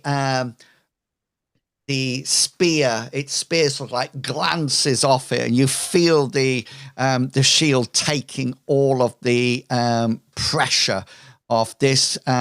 You absorb all the damage, and it's done. This one special, don't I? Yes, you do, because you've actually critted that, haven't you? I did. I used a luck point. Yeah. So you will gain one defensive. Yeah. Okay. I'm going to disarm opponent. One defensive. Come here, Bob. Yeah. Okay then. Which would mean he'd have to roll against that critical 4. Yeah. Disarming. Is that what you said? Sorry, disarming. Yeah, disarm, please. Yeah. Yeah. I kind of figured it's hit my shield. It's going to go into the wall behind me. So I will roll my combat style against your crit 4. What we're doing. Okay, I fail. So he's now shieldless. He is, of course, spearless on the ground. Yeah, he's still got his shield, and you also notice that he's got horns on his head. This Bartleby, you see this beast here that's just flown in, has just, as somebody was running for cover, they've just come down and swooped down and just picked them up. They're not even using, he's not even using his shield, his spear. And Merrick and and Cyrus, you see these two do the same. And they literally grab something, go up in the air. They were totally harmless civilians. They fly up a while, and then they just, one of them sort of like dangling by the head or by a leg, they just gain height on their turn and then just go, whoo, and these civilians just come hurtling down and smack into the ground. So they one uses a free action to go, I can see my house from here. and we come to you, Merrick, as this scorpion turns around. You sort of like move to one side as the snake, the stalky legs go, and this tail comes into damage range again. Having seen my sword bounce off its pincer last turn, I'm going to take an action to attempt to cast Blade Sharp. I'm going to fail, obviously, because I always fail to cast Blade Sharp, but we'll give it a go. Go for it. And there you go. I knew I wouldn't. There you go. Hasra, it's your turn to fight back. Okay, I'm going to attack the one in front of me. Yeah. I'm going to thrust with my spear. Yeah, that will hit. He will parry with his shield. Which he Which he does. does. But he fails because it's higher, isn't it? Oh, no, yeah. No, you're right. He would fail because my skill is not 78 anymore. It's 65. Yeah, so he will fail. He won't do it, which means that you will have a special, a hit location, and a damage. Special's going to be impale. Yeah. Yeah, your location is going to be... I promise I won't just fly off with your spear. That's fine. I've got another spear on the floor next to me. 12. Stomach. 12. Oh, that's right in his chest. Yes, lovely. Your damage is going to be, with no blade sharp, 5. 5 and because you impale. You roll twice and we take the highest. Oh, sorry, that's right. It's been so long. Can't leave damage on the table. Yeah, 7. So 7 points. 5 and 7. Yeah. So his 12 is his chest. That is actually being passively blocked by his shield. How big's your weapon? Large. So my target shield is large as well. So it will actually absorb all the damage, and you just slams off his shield. And Cyrus, we come to you. Cyrus, you are facing this scorpion. You've just seen Bartleby being chucked to one side. You can see Merrick behind swiping at this tail. You've got your firebrand glaive in your hand. What would you wish to do? I'm going to go for attack, but I'm going to try to see if I can acrobatics out of like where I'm not between both his pincers, while also going for the attack. You either. So. Are you trying to withdraw from combat?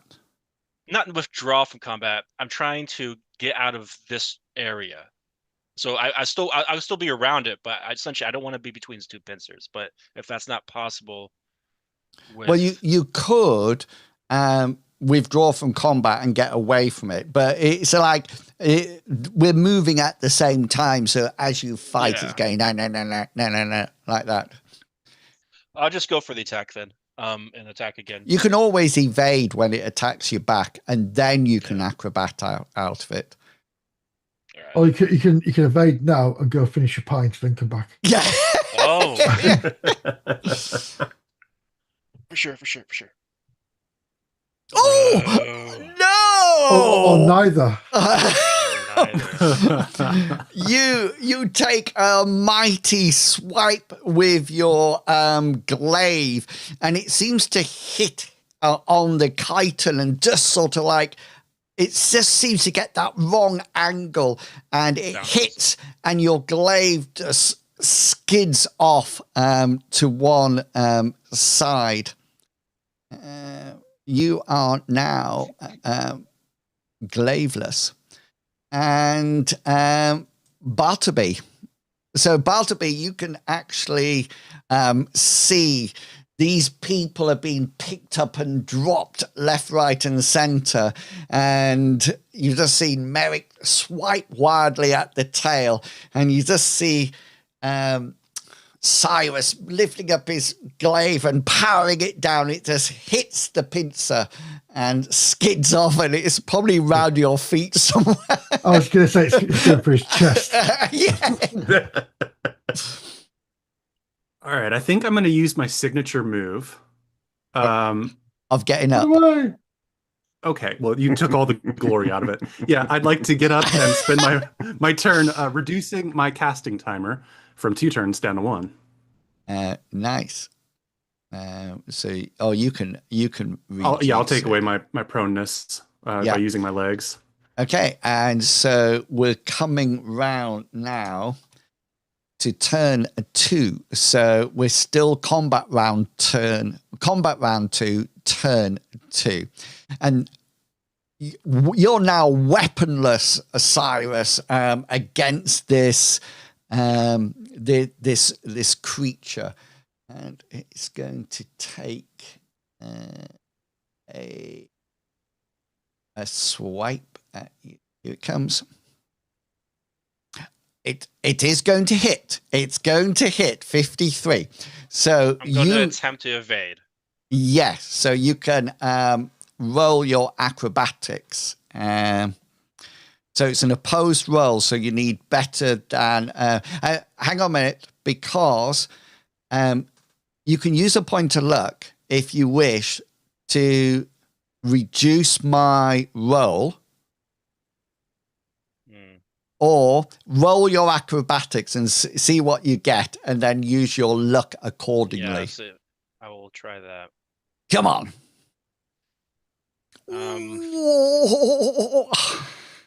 And it wouldn't matter if I did a point of luck for you to reverse it. No, even if I reverse it, but you can use a point of luck to re-roll yours.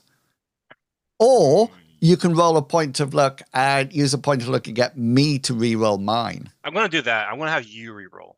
Okay, then. So, are you sure? I don't think it's rigged the against chances you. Of me. Yeah, it's rigged against me because I only have 9 points to get ahead above you in this case.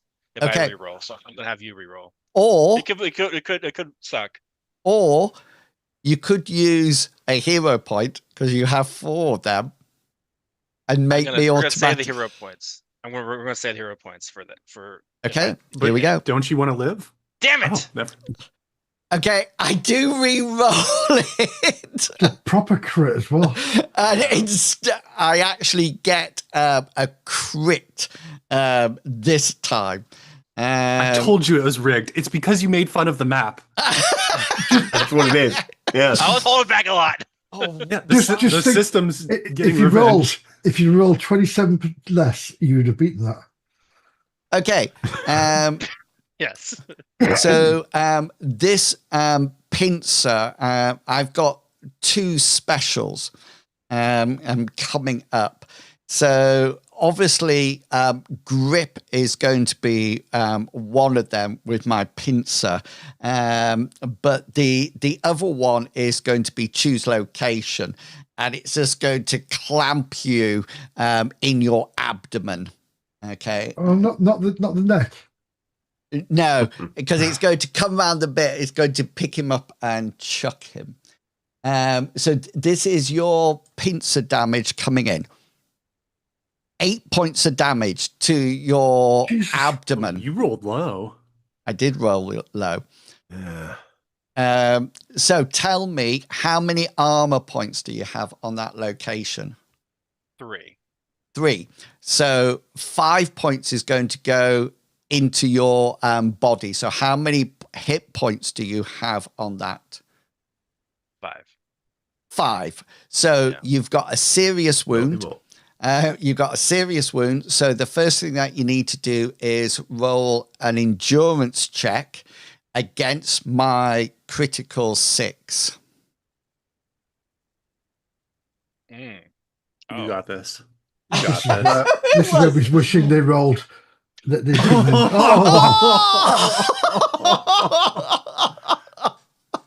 Oh my giddy. I did say if you roll 27 less, you'd get it. Oh, wow. Look at that. That's amazing. Well done, mate.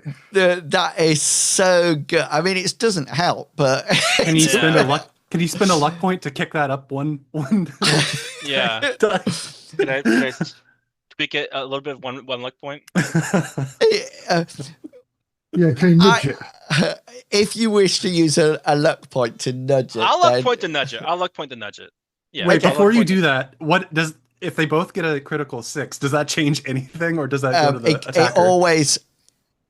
There's no set rules about it, but I always go in favor of you guys rather than in favor of me. So if we Okay. both got the same, I would always go in favor of you because you are the heroes, so to speak. Not that we're demonstrating it at the moment. Just to let you know, if you leave it,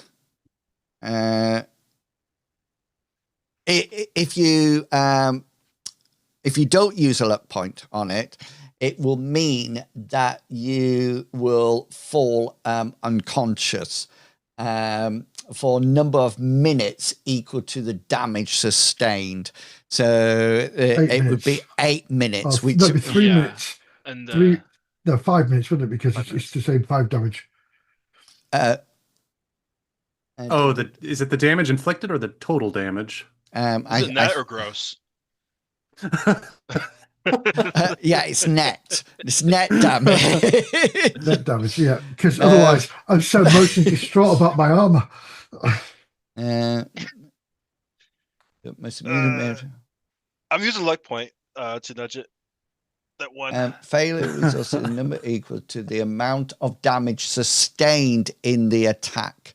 Yeah, so sustained 5 so- damage. Yeah, so it would be for 5 minutes.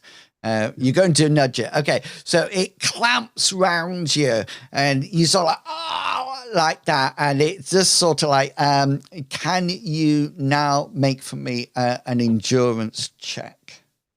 That's what that was. No, a brawn check, please. This Okay. is my grip to see whether or not I actually. So it grips onto you. You feel it goes, your weapons on the ground, and it's sort of like it has you there. You're still conscious, but can you roll 1d3 for me, please?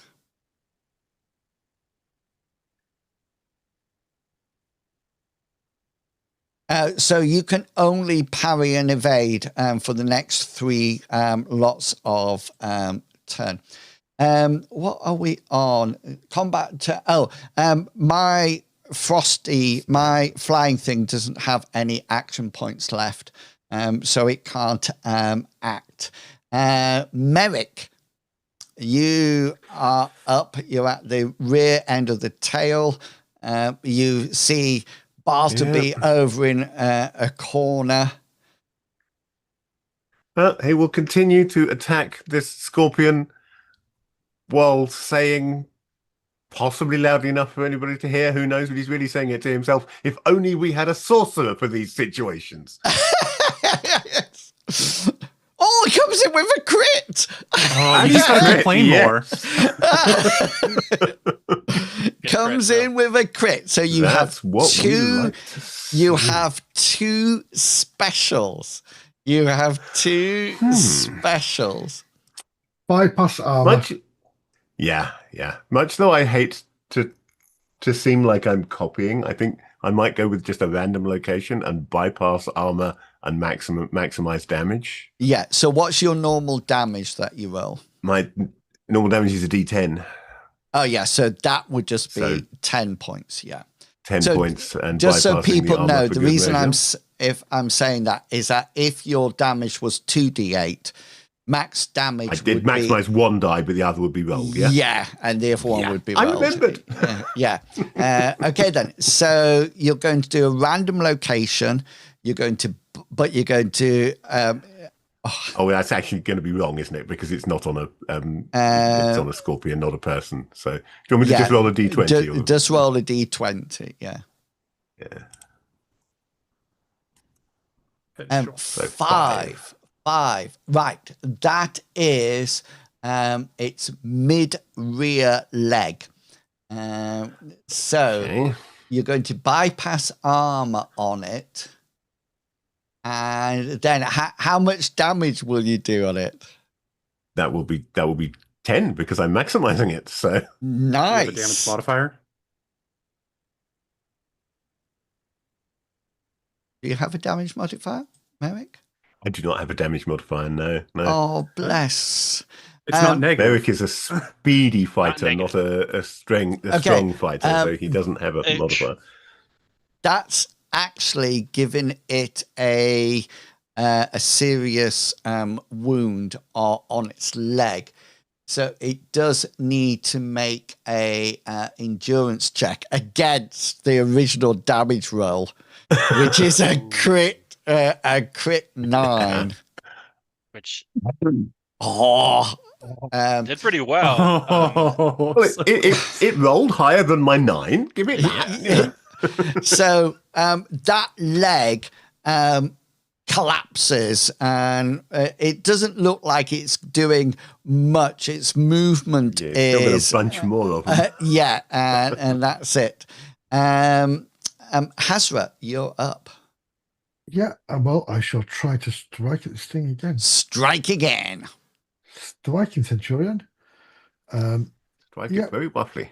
I've got no more action. Oh no, I got no more action points left now. So well, I'm going to impale again. So can I remind you? You do know now that it's passive blocking. Yeah. It's chest, and it's shields on its left hand side as well. So what you're going to do? Impale, please. Impale, and so I need a d20 first. 4. 4. You're going for a leg. Left leg. Yeah. Pin him down. So I just answering YouTube. 4. I need 2. You need 2 damage rolls because you're that's right. Impaling. Number 1. 7. We'll 4. go for 74. Right. So 7 points of damage actually gets through the armor, and it's got natural armor of 1, so that'd take it down to 6, and it's actually got 6 points in that leg. Which means it's got a serious wound. So I will need to make an endurance check against your original dice roll, which was 71. Yeah. Oh,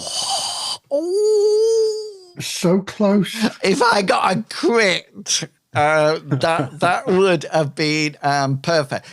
He goes prone down onto one leg. Let me just roll this.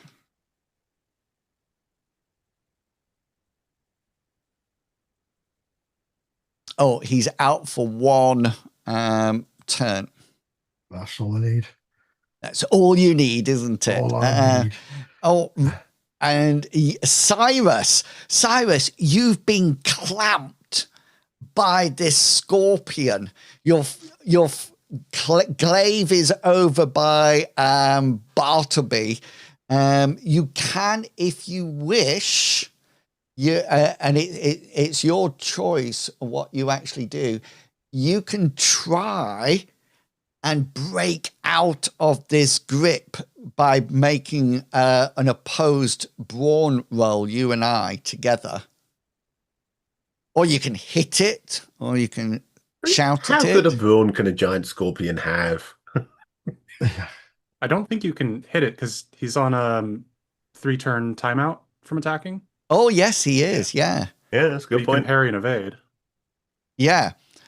So you can't do either at the moment. So yours, there's sort of like, I think you can't take, cannot attack. Yeah, you cannot attack. I'll let you try. Would a brawn be an attack? I'm happy to let you try to do it. It's only because I can see my brawn. Yeah. It's essentially a tank, so Yeah, I just can't imagine unless I somehow get a that's unlikely. You could just flop around or you can shout. Just Could I think it's cast free Can I start chiropractor. casting a spell even though I'm not gonna attack in the next 2 rounds? No, you're not allowed to do anything offensive. That's essentially what it is. Which is almost everything Cyrus ever does. Yeah. Can't you try to evade to see if you can get out the grip? It's brawn.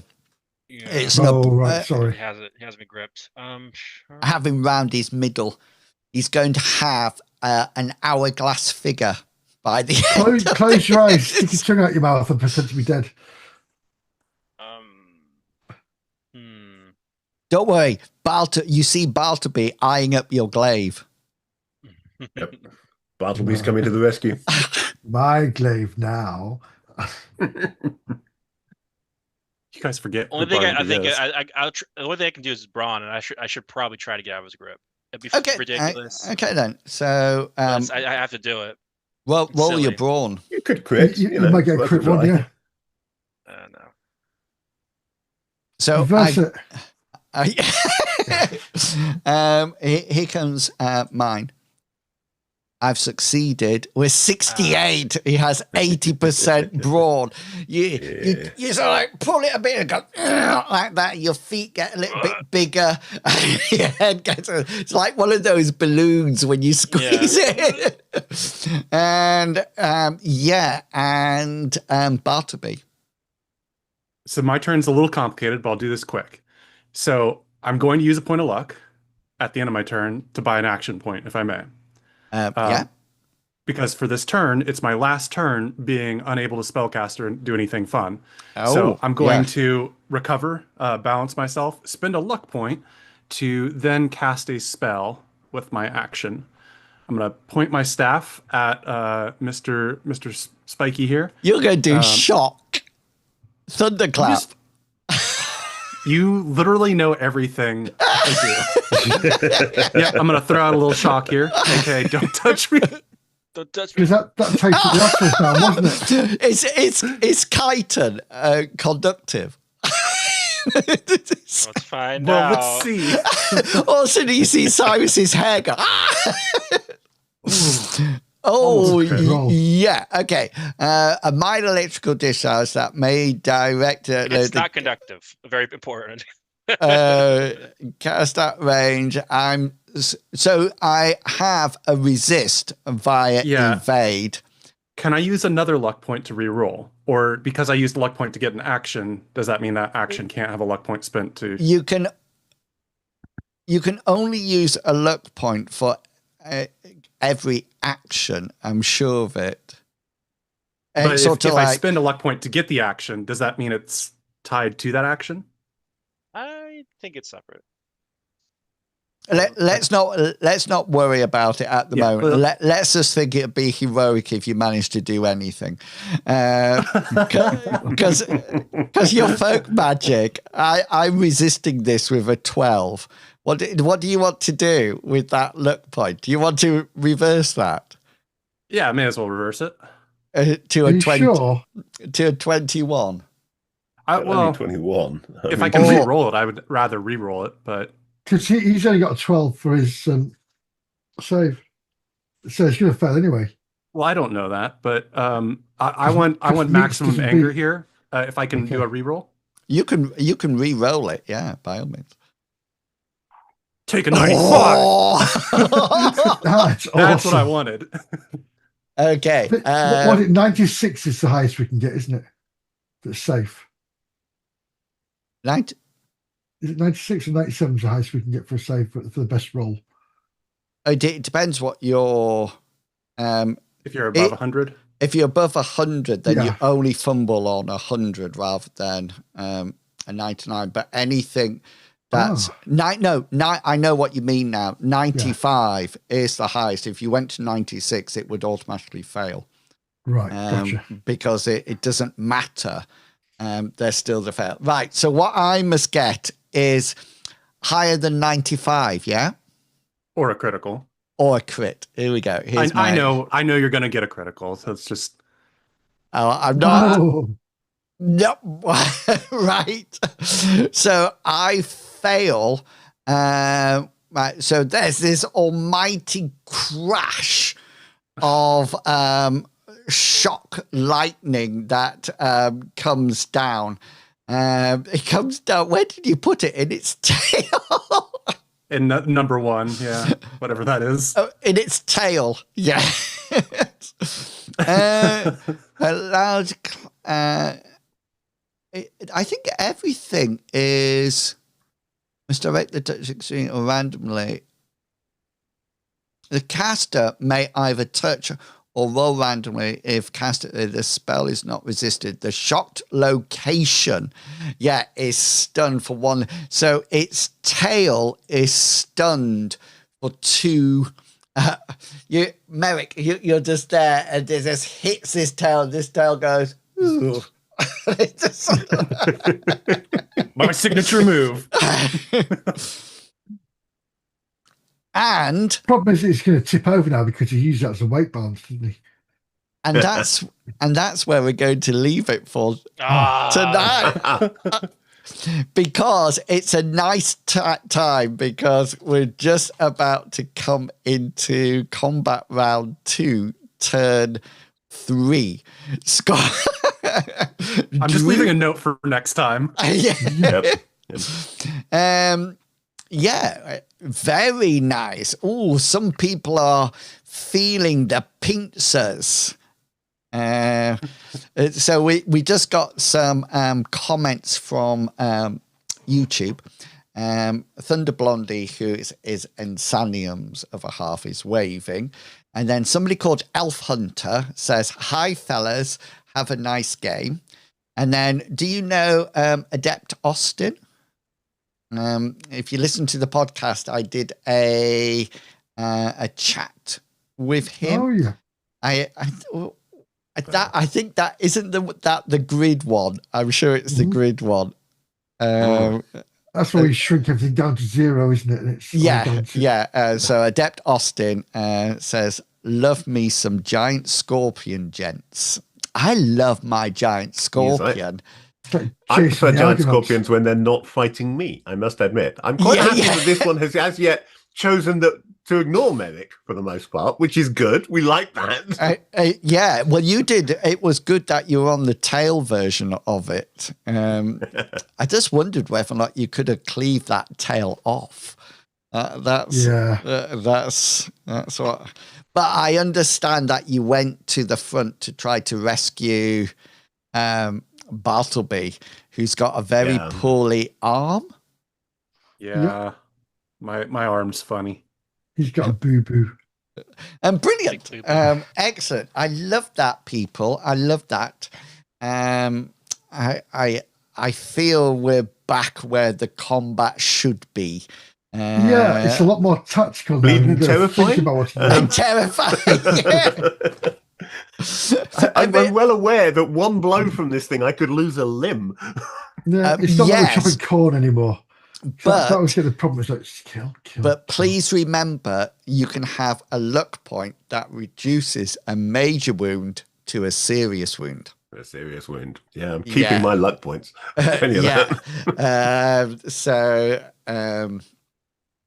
And the good thing, Cyrus, is because we stopped it there, we'll start the next session with luck points up again. Fun. because it's my turn to attack. Cyrus, did you hear those? Did you hear Mr. Bartleby chuckle then? I did. Somebody needs Mr. Healer. Well, we'll see how Mr. introductions go Cyrus. next time. Mr. Cyrus is going to be a lot shorter. Oh, yes. Adept Austin was the heart of roleplay. I remember now. Yeah. I remember that. I hear so many. It's difficult sometimes putting the people to the talks. There were so many good talks. Yeah. On the podcast. And it's sometimes a bit tricky remembering who gave which of them, talk about which thing. And sometimes I don't recognize the name because I can see the person I'm talking to on the podcast. So, right. We'll leave it there for tonight. Terrifying, perfect for combat.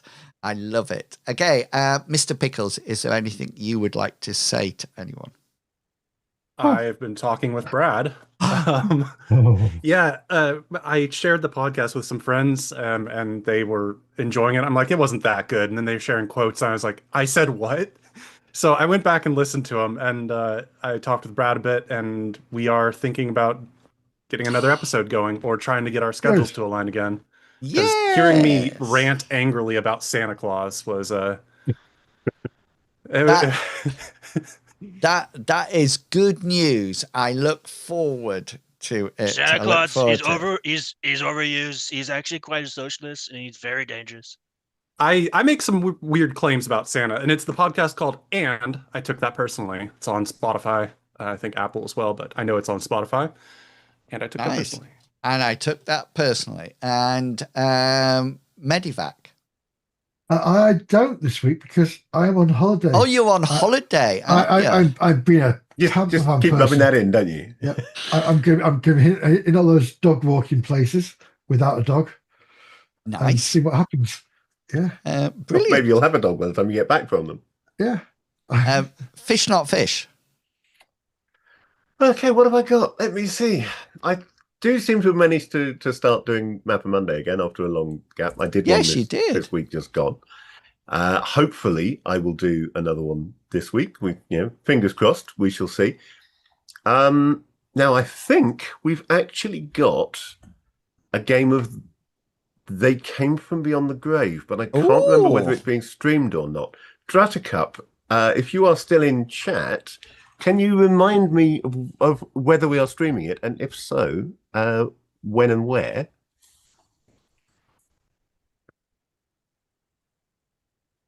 And the other thing is, I was supposed to do my own game, Obsession. I was supposed to do the actual play of that last Tuesday, but due to illness, that has been delayed to, I believe it's now happening on Sunday the 26th.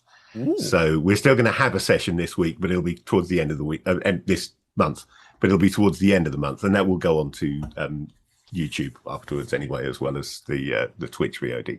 She hasn't replied yet, but as soon as she does reply, I'll let you know. We always end with Captain, so I'm just going to say my bit. I will be streaming again tomorrow at 12:30, and we'll be playing ESO Fallout after that, and then on a Sunday evening, just for an hour, I'm starting a new series of YouTube, a new series of videos called Learn to Play Mythras, to try to get more people over to it. And we're going to start very, very much at the beginning. And we're going to look at character generation on Sunday night and Tuesday night.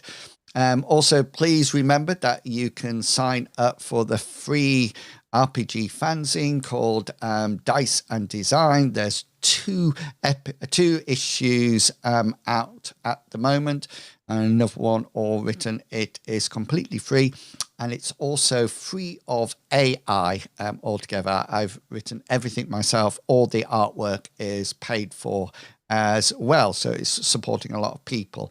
I put the link to subscribe to the newsletter or go over and have a look at it in the chat. Also, please remember, if you are on YouTube, we now have 2 tiers there. The Rune Adept tier gets access to a campaign toolkit every month. It's I think they're about 15 pages long. It's a digital download. The last one was on factions, and the one coming next month is the consequences of combat. Both of these it's completely free once for you pay for the membership, but the archive is free as well, so you get all the back copies as well. Okay, hopefully we will be back next Saturday to finish off this. But before we go, we always allow Captain Kangaroo to lay out his stall and share his wares in front of us. Captain Kangaroo, what do you have to say? Honestly, not much is happening. Like, Do not mention Iran or oil or anything like that. Well, I'll maybe mention a certain kind of oil, maybe suntan oil. Yeah, because I'm going to be doing, of course, because we're going to summer now and it's starting to get a little sunny out. So I'm going to start doing some seminars on how to properly tan. Obviously, I'm kind of a know-it-all on the subject. I'll be live streaming, in my little undies out in the sun, but I have to do it on of course TikTok, because I can't be out in the sun for more than 30 seconds at a time. But all proceeds, of course, would go to anyone who's watching and starting to get growths on their skin in the areas they can't reach on the suntan area. So you can get a little filer and file the growths off. But besides that, just look out for that, and we can, sounds absolutely try to get tan lovely before June comes around. You know what I'm saying? Sounds absolutely fantastic. I don't know what it was all about because I had no clues from Mr. Pickles. I'm lost. That's just strange. I was just waiting for my lordy lord. Then I know I just mute. Brilliant. We will be back next week for some more Mythras. Until then, look after yourselves. Stay safe and healthy. And until then, it's goodbye from me. Goodbye. And it's goodbye from them. Say goodbye, people.